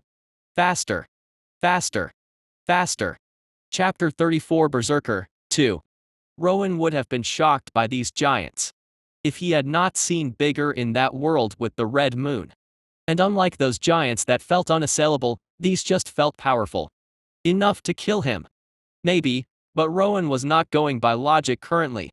Events around him had pushed his mind to a singular purpose, which was, protect what was left of his people and put down the monsters. He had no time for fancy introspection. No thought on the actions he was committing, just a sheer drive to stop the souls that were coming to him for solace. Their remembrances these souls brought with them were tearing his psyche apart. These monstrosities ahead of him should be the giant battle form, which was a fusion of hundreds of battle form abominations. Their appearances would put all nightmares he had in his previous life to shame. How do you even begin describing a chaotic creature such as this? They generally walked on two legs, but none of the giants were the same. One had dozens of snarling faces of abomination on their chest, with a head that had only a single eye. As always, they had no skin, so a massive pile of warped muscles and viscera adorned the bodies of the saints, with bones poking from unexpected areas of the bodies. Another giant had 3 arms, and its fingers were the arms of individual battle form abomination. The shapes these giants had were so disjointed that it would drive a normal human insane, for their proportions spoke of a thoroughly alien mind that was impossible for a sane mind to comprehend. An abomination was a lot like a colony of insects, and there were many theories on how they were created. The most popular was that abominations were a mutation of a powerful dominator who failed in transcending his state of change. Moreover, there was much evidences that supported this theory. Abominations were mostly seen where powerful dominators died. Legend spoke of entire dead empires and forgotten civilizations where underneath lies ancient abomination with the power of gods. Maeve zoomed past him. Perhaps she judged he would not make it quickly enough. Although Rowan was fast, she was still clearly faster. Rowan was sure she was a peak legendary dominator. He was encouraged, however, that now he could clearly follow her movement. Silver sparkles began to materialize around her charging figure, and she entered battle with the giant. Rowan shook his thought away from his musing on the origins of abomination. The mind, it seems, would always wander. He pushed his focus into the coming battle. He observed the fray ahead and the figure that battled the giant abominations. Maeve had gone all out. She held 2 giant hammers, her favorite. Her figure flashed between the legs of a giant abomination, and she swung her hammers. When they made contact, a sound like mountains exploding rang out. She had been with him ever since he was a child, and every so often he forgot how gifted and powerful she was. Even though he now suspected she was at peak legendary, she seemed able to draw more power than she should be able to from her bloodline. She moved with the grace of a ballerina, the preciseness of a mechanical watch, and hit like a tank. Her twin hammers pressed against the air, creating shrill sounds and leaving a red glow behind that faded after a short while. There was already a collapsed giant, with his head caved in. The giants were slowly recovering. Their vitality burned the air as their bodies shifted and realigned. Yellow blood that resembled pus flowed down like rivers, and whatever damage she could dish out, the giants slowly recovered. These giants appeared to be unkillable. Their bodies seemed to discard the damaged parts whenever it was needed. But Rowan was not going to let this fallen giant recover if he could help it, and he thought he might have the right weapon for the job. Rowan called upon the full might of Soul Caesar, and the bracelet around his wrist floated behind him, creating a circular ring of bone that appeared eerily majestic. The bones were now stained a shade of gold. This was a result of his constitution surpassing 100 points. His bones began to transform to metal. Rowan had reached the battle, and he leapt on the fallen giant that was on its way to its feet. He used the bumps and pustules on the bleeding giant to find a way to its head. With a loud cry, he used both hands to forcefully plunge his blades into the forehead of the giant. The floating ring gave a long drawn-out hum, and the giant collapsed. The body fell with a loud thump that shook the ground, and the battlefield stilled for a second. It would seem that the giants had many bodies merged, and so were their souls. Killing one was enough for Soul Caesar to gain access to their combined souls. Rowan ripped it out. Rowan slid down the body of the fallen giant, and yelled at Maeve, "Break them and I shall kill them." Maeve nodded in understanding, and with a fell grace, she twirled around a giant, building up momentum in her hammer. With bone-crushing force, she hammered the shin of a hulking abomination. The bones broke with a crack, and it began to fall to its side with a pained roar. Rowan timed the fall of the giant and jumped. Adjusting his trajectory, he used the momentum of the falling giant to slit the throat. There was a thick layer of muscles and cartilage, and Rowan's blade failed to cut through. Like a monkey, Rowan climbed the giant, dodging grasping fingers. When he got to the stomach, he could no longer hold on. The giant defensive movement grew in intensity. But he did not need to go higher. Rotating the blades, he stabbed deeply into the stomach, and he began to run across the torso to the other side, while his blade slid through the tough muscle of the stomach. The twisted internal organs of the giant exploded out of the massive opening he created, but this was not a fatal wound to these monsters. However, Rowan had killed a couple of the fused abomination inside this giant, and that was enough for Soul Caesar. Free to battle only one giant, Maeve began to show her ferocity and power. The giant legs became two pieces of broken pillars. Its reaching hands were crushed, and with a yell, Maeve hammered its skull into mush. Even with all this punishment, the body of the giant was realigning itself. A massive vein that was filled with glowing red energy began to emerge from the spine of the creature. It didn't heal its wounds. It forcefully joined its body to those of the two fallen giants. Wounds were fused back to a close, limbs were bent and reshaped, flesh was melted together, glued in place by the glowing vein. The loud cry of the abomination shattered the fog. Broken bones penetrated its skin, and a rib cage that grew to protect the skull. Maeve sighed, breathing hard, as she blew a strand of hair out of her face using her mouth. I think I might have gone too far with this one. You think?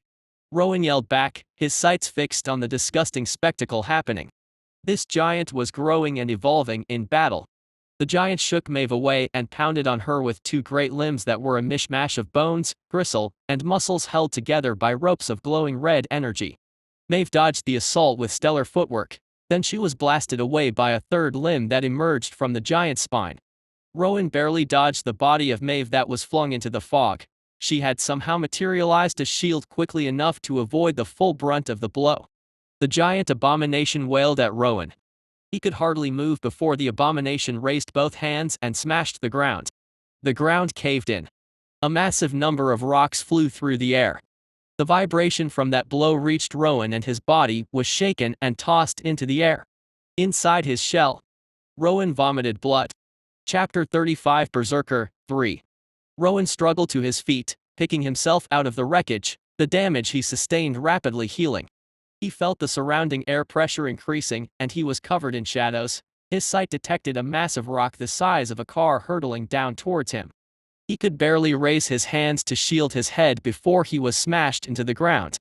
Rowan's arms went numb as the rock shattered itself against his body, and his body was mangled into pieces, but his shell contained all the pieces of his body and he rapidly healed. His only concern was his head. If it was crushed, then he was done for.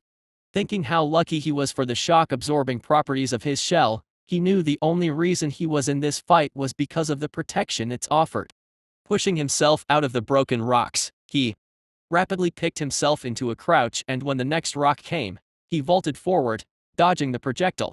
Where the hell is it getting rocks? Rowan screamed in exasperation, before his sight showed him piles of large rocks just below the ground. They were at least 20 feet down, but the giant made it look deceptively easy, for it could easily reach below and collect the impromptu missiles. He focused deeply on the movement of the giant. He would need to anticipate the next moves, or he was going to be played like a fiddle, or the next lucky strike would end him. Aware that time was of the essence, he pushed his concentration into overdrive. Presently, Rowan did not feel fear. Instead, what he felt was a heightened sense of things. His sight detected Maeve picking herself from the small crater her body made. She did not appear to be seriously injured. Rowan bared his teeth and pushed his focus to overdrive as he raced to get close to the giant, so he could deliver a killing blow. These creatures possess cunning, or at least in this giant form, they now fought with a sense of purpose. The giant was wary of Rowan getting close. It must have seen the manner Rowan had dispatched the first two, and now it kept its distance and hurled heavy rocks at him. When Rowan got too close, it began to smash the ground with two heavy misshapen limbs, vibrating the ground so much Rowan's insides became scrambled. From the destroyed ground, it picked pieces of rocks and threw it at the disoriented Rowan, who was barely dodging. Knowing he had to break this stalemate, his mind ran through different methods. Currently, Rowan knew he had no feasible method to get closer to the giant. He regretted not having a range attack weapon like a bow. He could not risk throwing his swords at a very wary giant. If he missed the chance to take down this giant, it would fall to near zero. Rowan heard a shrill whistle, and a hammer flew out from behind him. Maeve. Clearly, she had been analyzing the battle and took the optimal decision. The heavy hammer impacted on the head of the giant, flinging a large gout of yellow blood into the air. It roared in anger. Nevertheless, the giant was bent backward from the blow, but its 2 legs on the ground were like 2 infernal towers attached to the grounds. For something so large, it was remarkable how limber it was.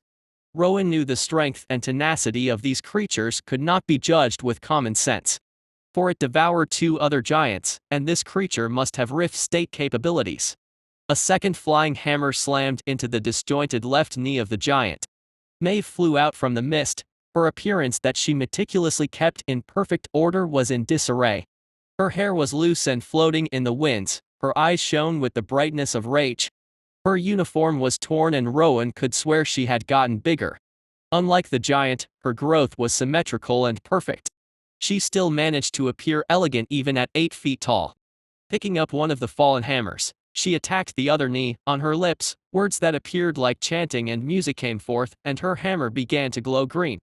Anarutta, guardian of the green, grant my weapons your favor. With a battle cry, she struck the leg of the giant. There was a flash of bright light and a green spike grew from the point of contact where the hammer touched the leg. It pierced through the leg and rooted itself in the ground. The spike grew and with a harsh cracking sound, it transformed into a tree.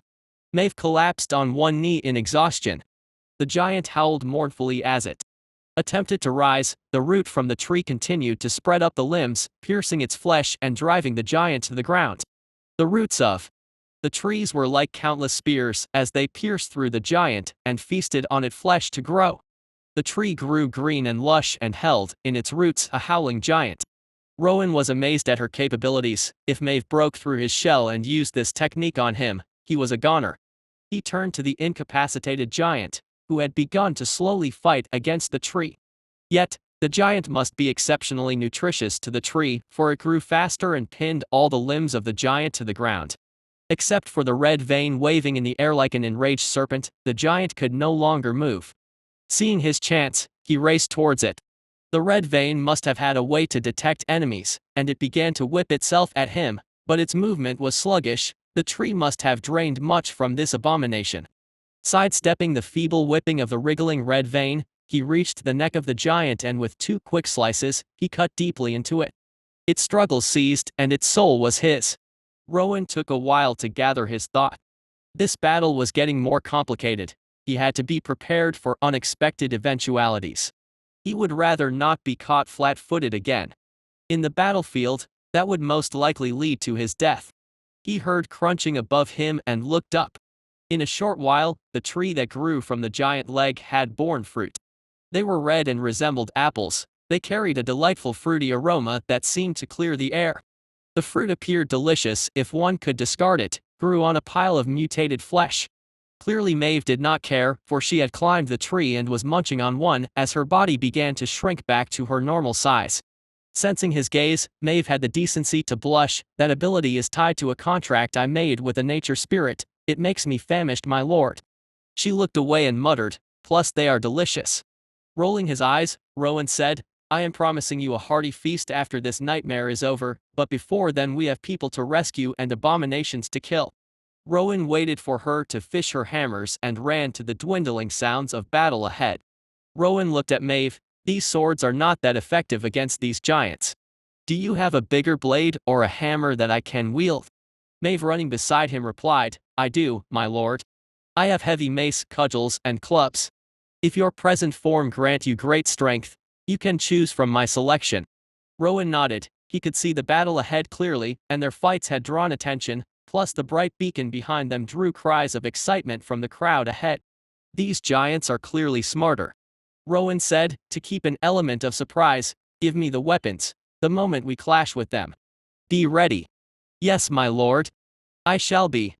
Maeve smiled. This battle was bringing out the inherent nobility and power inside Rowan, and even with all the disasters happening, she was glad she was witnessing this growth. Chapter 36 Berserker, Final. Rowan took the chance to look at the amount of soul points he had harvested. They were a whopping 175 and change. Each of those giant abominations should have given him at least 40 points of souls. Leaving 7 points, Rowan funneled the rest into Ouroboros. The welcoming sensation of his body strengthening was intoxicating. He felt his body transformations beginning to accelerate, and he knew he must be approaching a new threshold. This was while, for all intents, he was still a mortal state dominator. Rowan had broken every law of power in this world, and he was beginning to have a hint of how terrifying his powers were. This revelation did not bring him any elation, only intense wariness. Power such as this would attract attention. Maybe it already had and he did not know it yet. Perhaps if he was lucky to become legendary before his lifespan elapses, he would be invincible in this world. But only if he survives. His constitution was ticking upwards at a rocket pace and his body was becoming denser, but his growing strength was compressing his muscles, making his frame smaller, and agility was reducing his weight. Each of the stats were important. He suspected without those two stats he would have become a colossus more than 20 feet tall and weighing multiple tons. He was sure other dominators with the same stats would not have a body like his own. The Ouroboros bloodline made him intrinsically different from the inside out, and he was sure his same stat would be multiple times as powerful compared to other dominators with the same stats. Then Ouroboros hit 1,000 points in the record and everything changed. He paused and fell to his knees and slowly picked himself back up, yet he could not really move from his position. Gesturing for Maeve to go ahead of him, he checked his record. Name, Rowan Kuranes. Age, 11/11. Strength, 96.7. Agility, 95.9. Constitution, 200.4. Spirit, 56.8. Class, none. Title, Plain Walker.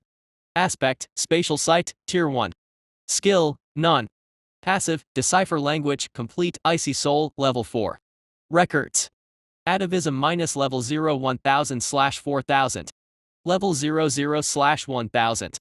Soul point 7.4288. Remark, Divine Runt. His robes were torn to shreds. He would be requiring better clothes going forward, else he would go through his wardrobe in no time. Outside his body, he was not too different. He may have grown a few inches, and his shoulders had become a bit wider, but his stats were almost triple of what it were before he began this fight. On his chest, 3 gleaming tattoos were inlaid on the shell, and he felt joy when he saw no more tattoos being created. His shell was now darker, almost turning black. No matter how powerful he would become, he was not sure whether he would be able to gather enough souls before his lifespan ran out. His strength and agility were so close to reaching the rift state, and the world almost seemed like it was slowing down. With his present constitution, he may not need to breathe for hours, and now he was sure that stat-wise he was now far superior to Maeve, but in every other aspect, he was solely lacking. Glenn's body was tired. His rage and anger were not. So, he burned his body. He burned what was left of his life and gave it to the damn axe. In his mind, he heard the deranged laughter of the weapon. He remembered the promises he gave himself. The oath he swore to his wife. I am so sorry, my dear. I have been away from your touch for far too long. Our boy is now with you, and I am on my way home. My bloodline has ended. But I return to your arms triumphant. Glenn pumped more life force into the axe, and with a yell, he thrust the weapon at the sky. A green phantasmal axe appeared above him, and the phantasmal image of the axe grew. It brought forth intense light and heat. There was a single giant besieging them. The rest had retreated into the fog for reasons unknown. But this one stayed behind. The horrifying visage of this giant seemed to be grinning. This particular giant enjoyed the slaughter, for it took pleasure in slowly pulling men, women, and children apart. If it was the last thing he did, Glenn was going to kill this bastard. His eyes were fixed on it, and as the phantasmal image of the axe grew, the light spread across the battlefield, revealing the transpiring carnage. Of the guardsmen who came to their rescue, only 4 remained. The valiant captain of the guardsmen had only one hand left, but he still fought like a machine. The body of a dead giant laid near his feet in small chunks. These men fought like demons. Of the townspeople, only about 100 remained. The rest that survived, either by luck or sheer will, had grim faces. They did not expect to live past tonight. Nevertheless, this knowledge gave them a crazed determination to tear off a piece of flesh from their enemies. The men and women left behind protected their children in a wall of flesh and bone. Luckily, for them, a few moments ago, most of the abominations fled. Only a few assaulted them, but this last giant was clearly unwilling to leave. The mind of this abomination came in shades of color and vibration. Its ways of thinking were unknown to the human mind, yet like all things, it had goals. Its purpose of existence was before it, and that was all that mattered. But the urgent summoning from deep within his blood troubled it. It still wanted to feast to glorify the One. The giant turned to Glenn and its eyes narrowed. Hints of cunning flashed inside, and it attempted to leave. Turning around, it began entering the fog. Glenn panicked. He could not fully wait to charge the technique to deliver a killing blow. With a yell that came from inside his soul, the glowing phantasmal image shuddered and seemed to fade away. But that was a trick of the eye, for it moved extremely fast. A painful roar echoed from the escaping giant. The glowing axe image had sliced deeply into the spine of the giant. It feebly tried to reach for the weapon, but it was like mist beneath its hands. Glenn looked at the giant and grinned, all the while he had been holding the axe up to the skies. With another powerful roar, he brought the pommel of the axe to the ground. And the green phantasmal axe stuck in the back of the giant exploded. The explosion brought light that momentarily turned everything white. When eyesight returned, the battlefield turned silent and everyone looked at the giant who was still whole and standing. Before the wave of despair drowned everyone fighting for survival. The giant body slid apart in two, from the shoulder down to the waist. Their relief was short-lived when the top half of the giant suddenly exploded with motion. Only one hand was connected to the top half. As the giant moved, it began to growl. The sound was grating, and the eyes of those close to the giant bled. Its eyes fixed on Glenn. With one hand, it began to wriggle towards him like a worm while dragging long piles of offal behind him. Glenn appeared dispirited. His aura was weak. He was like a flame about to quench, only a slight breeze would snuff him out. And yet, he drew strength from somewhere unknown and roared back a challenge to the creeping giant. He raised his arms up and charged at the giant, only to collapse as he neared the creature. He was overspent. Oh! I cursed the weakness of my body. His voice came out in a harsh whisper. Glenn closed his eyes in defeat as the leering face of the giant descended on him. He was going home. He suddenly heard a loud roar from a voice that reminded him of his son. Foul beast! Give me your head! It followed by a low thump and then silence. He opened his eyes and they widened further in amazement. A god wrapped in black and gold stood on the head of the giant. A rotating spiked wheel of gold floated behind him. The god put forth his hand and said, "Glenn, thank you." Glenn replied, "You know my name. Take me. I am ready to go home." Rowan stood on the head of the giant and heard the last words of Glenn, now a shrunken old man, who said he wanted to return home. His heart ached. Perhaps it was instinct, the power of soul seized, or because his soul had been chafed raw by the endless death, and he needed to give solace. Rowan came down from the head of the giant.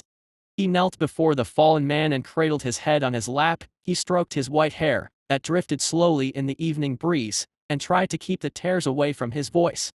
"Rest well, warrior. The warmth of your home awaits." The glaze cleared from Glenn's eyes and it sharpened. He chuckled, "Warrior? I never thought I could be called that one day. I fear I have done little to deserve that honor." Rowan paused for a moment. His heart was heavy, but his voice was steady. "I call you warrior not by the strength of your arms or the might of your feats." Rowan's voice gained in strength as he used 2 fingers to touch the old man's chest. "I call you warrior because of the valor in your heart. The terrors of the dark tested you, and you were not found wanting. Mighty warrior, how many abominations tasted the edge of your blade? How many mortals can claim such honor? Can you hear the voices of everyone you've saved? Who would see a new day because of your sacrifice? I did. I did not do it for them, but for me. I wanted blood. And yet," Rowan said, "you stood by their side and protected them until the very end. You have done for them." The light dimmed from Glenn's eyes. He strained to lift the axe and presented it to Rowan. "I am glad. For so long I thought I would die a failure. I go home a warrior. I only ask you let the legacy of our name live on." Rowan took the axe. The moment he touched the weapon, he felt it shiver. He felt an emotion like the cold of an endless winter. He felt an intense lust for battle, and the last cries of dying gods. What sort of weapon was this? The primordial record stirred in his heart, and he saw a new aspect, Berserker. The aspect brought memories and skills, and his body shivered as it was. As the intense rush of memories and skills continuously flowed through his veins, he gently carried the old man up and supported him against the head of the fallen giant. His light was fading, but there were still embers smoldering. Before you go home, warrior, witness the glory of your weapon, and know that all that caused you grief shall die by its edge. Rowan hefted the axe and turned. Chapter 37 The Last of Me. He quickly called up the primordial record, for he was sure that the new aspect he received had altered the harmony inside his body, and he was right. He had gained far more than he had expected, and with the new revelation from the primordial record, his most glaring weakness had been patched. Name, Rowan Kuranes. Age, 11/11. Strength, 116.7. Agility, 115.9. Constitution, 200.4. Spirit, 56.8. Class, none. Title, Plain Walker. Aspect, Spatial Sight, Tier 1. Berserker, Tier 1. Skills. Enrage, Level 10 Mortal State completed. Vortex, Level 10 Mortal State completed. Bash, Level 10 Mortal State completed. Dash, Level 10 Mortal State completed. Smash, Level 10 Mortal State completed. Combo Attack, Level 10 Mortal State completed. Passive, Decipher Language, complete. Icy Soul, Level 4. Records. Atavism minus level 0 1000/4000. Level 00/1000. Aspect gained, Berserker Strength plus 20. Agility plus 20. Constitution 10 negated. Soul point 9.7654. Remark, Divine Squire. There were many changes in his stats. They were simply night and day in comparison to a few days back when he came to this world, and he received the primordial record. His attributes had been in single digits, and the current him could turn his previous self into a smear on the ground with no effort at all. What does it mean to become hundreds of times stronger than he was a few days back?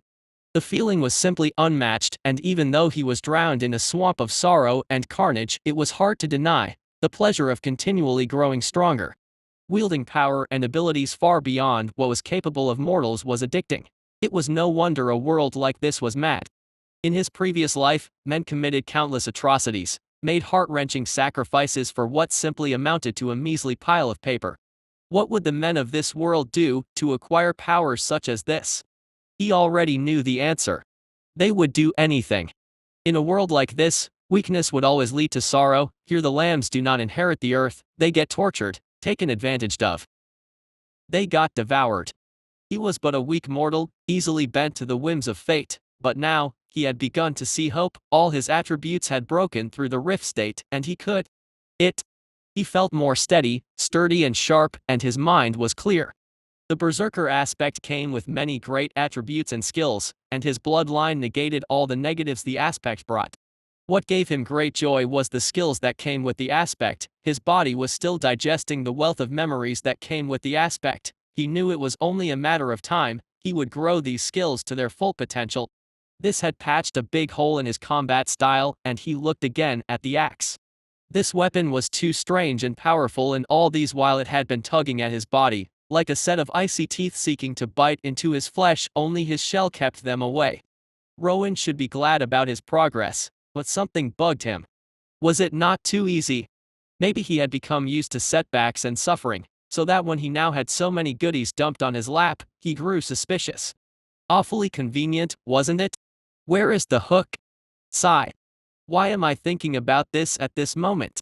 Where I can drop dead in the next instant. Rowan guessed he was just deeply wary. Yet, you only had to look at the events of his transmigration and the subtle warnings from the primordial record and the suspicious events surrounding this disaster, and it was easy to see why he should be cautious. When his stats all broke through the rift state, something peculiar happened. His eyes had narrowed in shock, but he dismissed the sensation for the moment. There would be time for deep soul searching after now. He remembered why he was here and the promise he gave the dying man. At least one thing he had learned from the past days was focus and committing yourself to one action at a time. The axe had a powerful technique intrinsic to it. To activate the technique requires consuming the body essence of the wielder. In simpler terms, it meant vitality. If there was one thing he had in spades, it was essence. His constitution was enormous and his vitality would put a cockroach to shame. His only weakness was the soul, or Rowan knew he would be unkillable to a large extent. It was impossible to drain him of his vitality, and he had a show to give the dying man to send him on his way. Deeply suspicious of the axe as he was, you do not slap a smiling face. He had been given a mighty gift, and the least he could do was send Glenn home with a smile on his face. This weapon brought its unique sets of problems, but he would accept them. Anything that gave him more power would be utilized, and if he survived to the legendary state, well, he would have the time to start untangling himself. He opened himself to that devouring mouth, and something inside the axe clamped on his body, and the axe gave a hum of pleasure. Rowan breathing slowed when the axe began to draw on his physical essence. Disregarding his regenerative abilities, for his constitution that had broken through the rift state, it was not a considerable expenditure.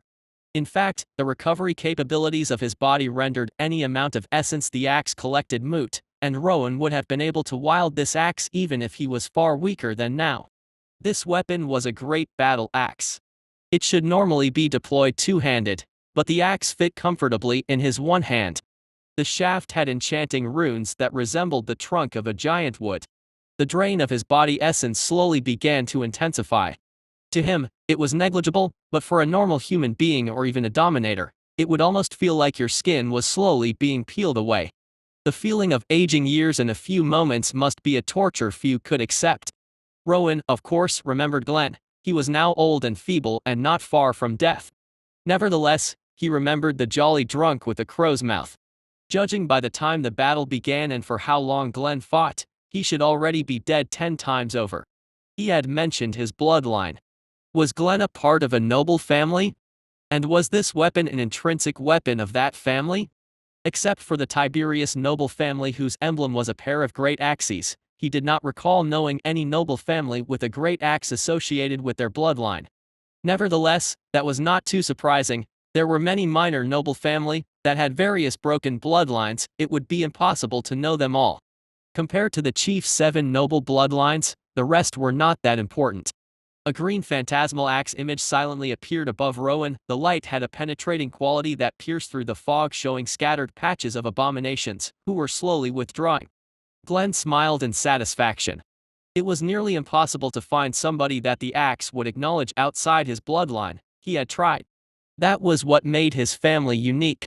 And that uniqueness brought their doom and also endless shame to Glenn as the last surviving member of his line. He was too weak and cowardly to wield this weapon until the end. He had given it up for family, a decision he did not regret, and he was willing to bear the shame of it. Rowan felt a slight release and the drain from the axe began to decrease, yet Rowan felt it was not enough. This had not even scratched a single itch, and if his vitality was an ocean, the axe had only collected a few buckets. So instead of lessening the amount of essence it was attracting, he pushed more to the axe. There was a slight hesitation from the weapon, and then it accepted it with maniacal glee. Show me everything you are capable of. Another spot of light appeared again, it grew clear and another axe blade floated.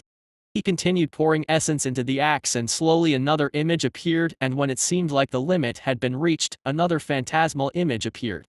The light from the axe drove away all the mist, and like 4 pale moons rising, the phantasmal images illuminated the area. The air seethes with potential for incalculable menace. Chapter 38 The Last of Me, 2. Rowan knew he could give more, and he let everything loose, and he opened the floodgates. Rowan blood was currently a whitish gold color and contained an incomparable amount of vitality. If not for the burden of carrying Soul Caesar and having died true deaths multiple times, he should be able to easily live for thousands of years. He had a sneaking suspicion that even if his soul were to die at this moment, his body would still live on as a divine artifact, powerful and indestructible. It gave him an odd sense of solace. His body would walk this lands far after his death. A silent slap to his enemies. Although he would prefer to be alive, and with every moment his chances increased. Every drop of Rowan's blood was equivalent to the amount of blood in 1,000 men. Perhaps he was underestimating this number. Every drop. Incomparable precious. His blood boiled, and they released a pale mist of dense vitality. His twin hearts began to beat faster, and essence flowed from him in a rush. Rowan discovered another use of his shell, which was accelerating the transfer of energy. It multiplied the speed of which Rowan used to transfer his essence to the axe, and the weapon began to shiver, and the hum emanating from it increased, almost like a prehistoric battle machine emerging from slumber. Rowan doubted this weapon had ever tasted essence such as his own. He had no way to measure his vitality with anyone else, but he doubted he had any to compare in this world.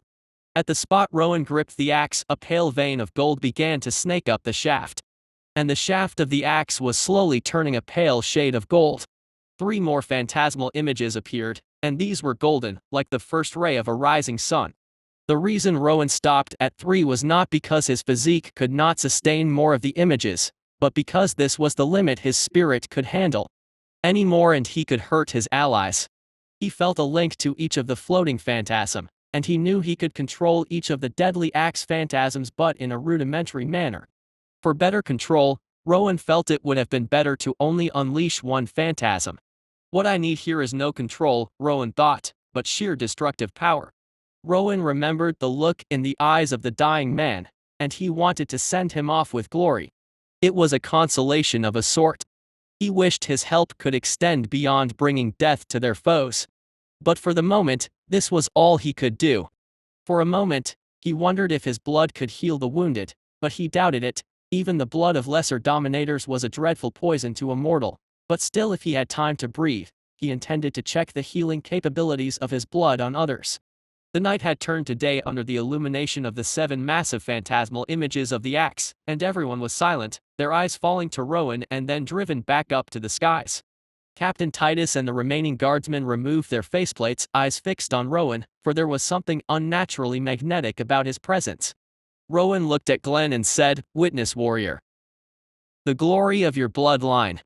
As he gestured above with his left hand, and the phantasmal image shone brightly before they disappeared into the mist, leaving trails of phantasmal light.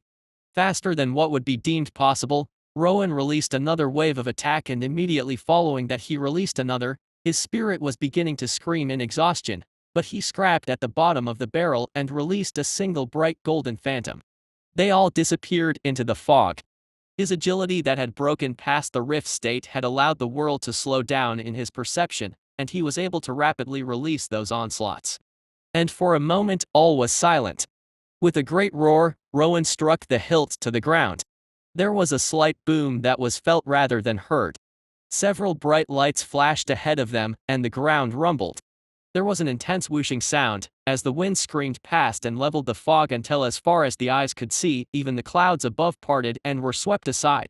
Except for him and Maeve, who crouched to withstand the hurricane-force winds, the rest of the people were blown off their feet, and they cried out in astonishment and fear. The surroundings were devastated, and the fading howls of abominations reverberated in the distance. Chunks of abominations fell like rain, and the body of 7 giants slowly unraveled into pieces.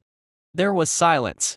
Before the loud cheer of the dusty people resounded, the winds carried a healthy amount of dust and smoke. There were weeping and hugs, and even the stoic guardsmen pulled off their helmet and laughed along. Rowan wished he could pull off the shell on his face, so he could laugh along with them, so they could see the joy in his eyes. Rowan's eyes set on Glenn. He was wide-eyed and a grin decorated his mouth. His hands were clenched. But he was already dead. His open eyes seemed to never want to close. This was a power he was sure at the rift state.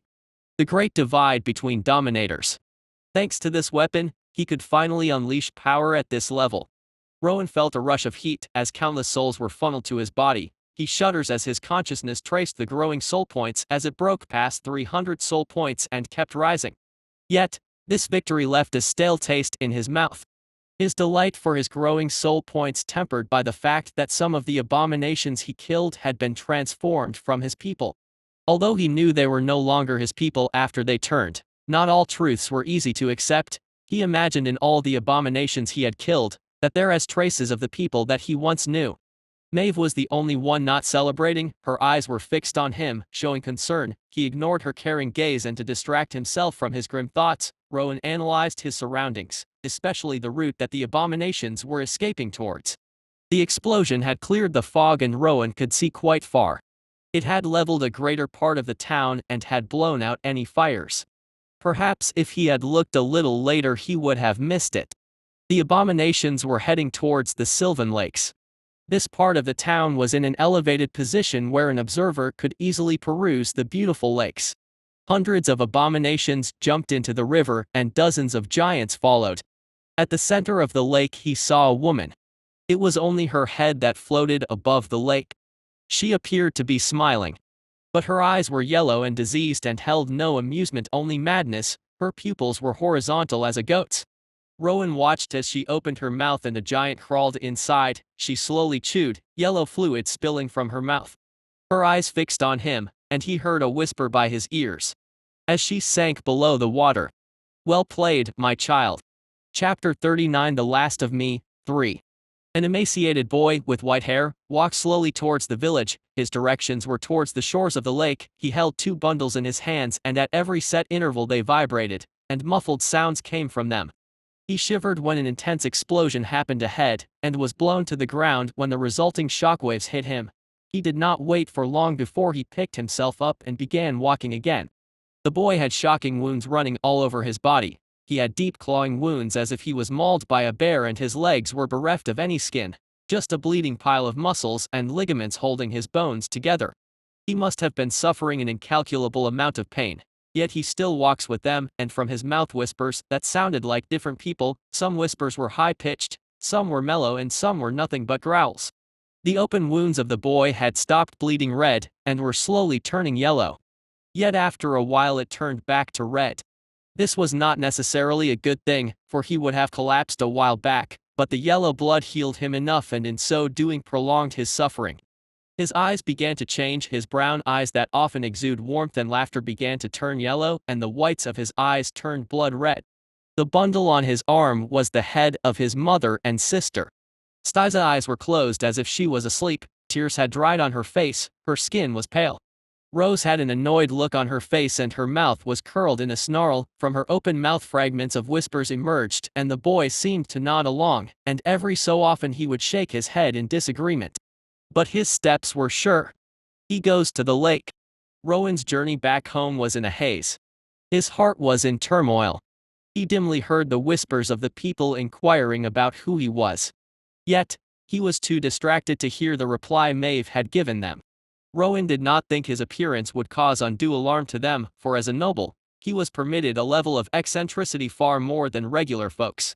Besides, his shell now had an appearance of armor. All he knew was that they went silent and followed him. He could not ask for anything more.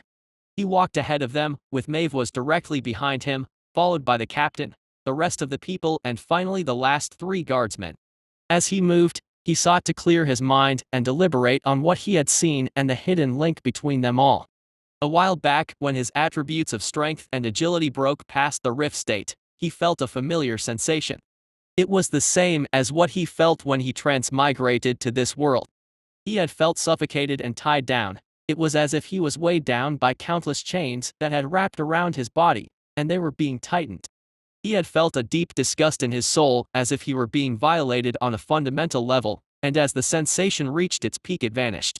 Almost as if someone adjusted the parameters to correct a mistake, for he was certain that he was not supposed to notice. He had felt this particular feeling 3 times. The first was when he came to this world, the second time was when he touched that mysterious tattoo on his chest, and now he had felt it again. The soul point he gathered from the last eruption with the axe was 532. It was a lot, and he expected his growth to enter another explosive phase soon. Currently, he felt assured enough about his chances for survival, as his bloodline had stopped evolving, and if he was not dying in the following days, he had a shot of becoming a legendary. He hopes he was not that unlucky for his lifespan to end in the next hour. That world with the red moon that he visited through that yellow rock held a deep attraction to him. It may be more dangerous than he could fathom, but it was undoubtedly the key to his salvation. If he could gather soul points without having to wade through a mountain of corpses, he would take that option any day. This new option to grow gave him leeway to think. He did not have many chances to, with all the events occurring around him, with the speed of the crowd. It would take at least 1 hour to get to the manor. Who knew what he might find when he returned? He trusted nothing, and he needed a few moments to gather his thoughts. It was a surprise that there were few injuries among the remaining people, with none debilitating. Rowan did not know whether he was to attribute that to divine intervention or the sheer effectiveness of the abominations at killing. The children were mostly silent, which Rowan attributed to shock, but no doubt when the dust settled and the full weight of this day came to bear, it would leave scars that would never heal, yet they were not out of danger yet. He shot a burst of spatial sight into the sky. He heard reports from Captain Titus about a winged abomination, but it retreated before Rowan reached them. He also peered deep into the ground. He could not afford to be careless, even though his spirit was at its limit. His spirit still felt strain from the amount of power he had just slung towards the abomination, and, unlike his body, it was not recovering quickly enough, and using it in this manner was torturous. But these were a minor concern to what plagued him. Rowan felt like a rat in a maze. He should be seeing something that had been placed in front of him, but he could not. It was like an itch he could not scratch, and it gnawed at his mind, reminding him that he would pay a price if he ignored it for long. What was he missing? Well, let's return to what he knows. He woke up in a slaughterhouse with a disorganized memory, and with a special condition: his lifespan was short. He was knocked out by his father and woke up in his manor, which was shortly attacked by abominations, and the only thing that had kept him alive was the primordial record. Was this the singularity his father spoke of?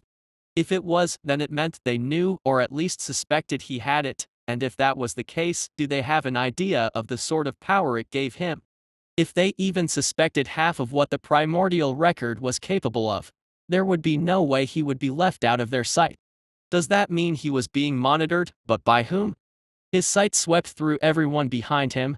There was a total of 117 people behind him, including Maeve and the guardsmen. There were 73 children and youth, which included boys and girls, 12 men and 27 women. Among all these people, who was the spy? At his manor, who could he trust? And if he were to look at it on a deeper level, what information had he been fed that he took for truth but was false? He was a stranger in this world, with a bad memory. If he was told black was white and assumed that to be the truth, every inference he drew from that point forth would be incorrect. He would be like the fool who sells himself and helps his buyer to count the money. He needed a source of clean information in order to take effective actions. That should be his next goal. Trying to find a traitor among people he hardly understood was a lesson in futility. Even though the princely part of him frowned at this line of thought, he would not deceive himself. Chapter 40: The Last of Me. 4.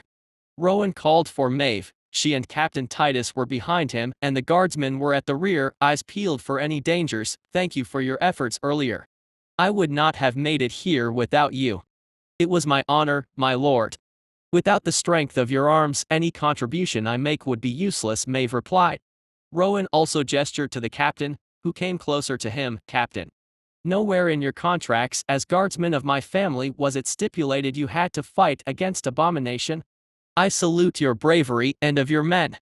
The tales I heard of the guardsmen' bravery do not do you justice. Captain Titus bowed formally to him. We are your shield and spear, my prince.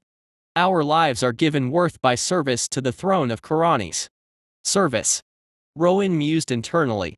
For men like this, that word carried a heavy weight. Rowan nodded at the captain. I want you to know this, captain. That I would do all in my power to make sure the fallen are given all the honor they deserve. Rowan dismissed him. The captain bowed once more and stepped back. Rowan turned to Maeve. We are going to call a general meeting to deliberate on the current situation. But I would like your opinion on our next action. Maeve thought for a while. My lord, abominations are a regional disaster. If the infestation is not kept in check, then theoretically they could expand forever, creating stronger battle forms until they would overrun the entire continent. I have sent missives to the family palace and the army barracks at World, which is the closest to Calcutta. We could hold out for a while inside the manor.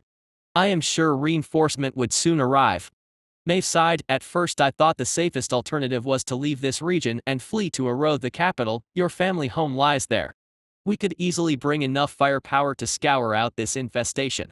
The presence of saboteurs in the manor and the quantity of abominations we are encountering means that if we leave, we won't be able to defend ourselves adequately, for we lack any credible intelligence on our foes. I cannot be sure which level of battle form they might have achieved. And if there is a possibility that they have a champion, then we are doomed. As you know, we have two main routes of passage, through the forest or the lake. We have seen the abominations retreating into the lake, so that's a death trap in the making, and I have no doubt there would be more abominations inside the forest. We are effectively surrounded with no path of escape. We could decide to flee with the guardsmen and try to push through the obstacles that we would encounter, but I would leave that as our last option. Staying and creating a defense in the manor would be the lesser of two evils. We would wait for reinforcement, and we can mount an effective defense. With the defensive sigils on the manor, we might be able to survive. How could this happen? Rowan said. How could such a sizable amount of abomination surround this town without any indication? Maeve frowned. Logically it should be impossible. For the amounts of abomination we have encountered, they would have needed to have killed tens of thousands to grow to this level. There had been no reports of towns around here falling to their infestation. The only adequate explanation would be dominators. Powerful ones or a dominator with a niche ability. So how do we fight against that? Rowan grunted in acceptance. Abominations, I understand, they come to kill and consume. But how do we fight an enemy that we don't know their intent or purposes? And most worrying of all is that abomination core. It is the root of this disaster, and I don't think we have the capability to destroy it yet. Maeve's frown had slowly been heightening with apprehension as Rowan continued. We may be able to guess the intent of the dominators or group of dominators that would cause this infestation. Do you have any ideas? If this is induced by dominators, then if we examine this situation with the perspective of money and resources. Maeve replied, this town is at the end of nowhere. We produce no valuable goods, or are we on any gem lodes or valuable minerals? The offshoot of our lake does not particularly lead to any important destinations, and there is no particular valuable beast to be hunted inside of it. Also, the misty mountains behind us are notoriously barren. There has been no new development or changes in this town, except me. Rowan whispered. The new change was my presence. Because of me, all these people have suffered a terrible fate. Master, I do not agree with this statement of yours. Maeve sternly said. You are in no way responsible, and you have risked your life for your people. You have gone way past your duty and defended them. I know of most nobles that would rather flee than stand and fight against even lesser odds. Please, Master, do not assume any responsibility for this crime in your heart.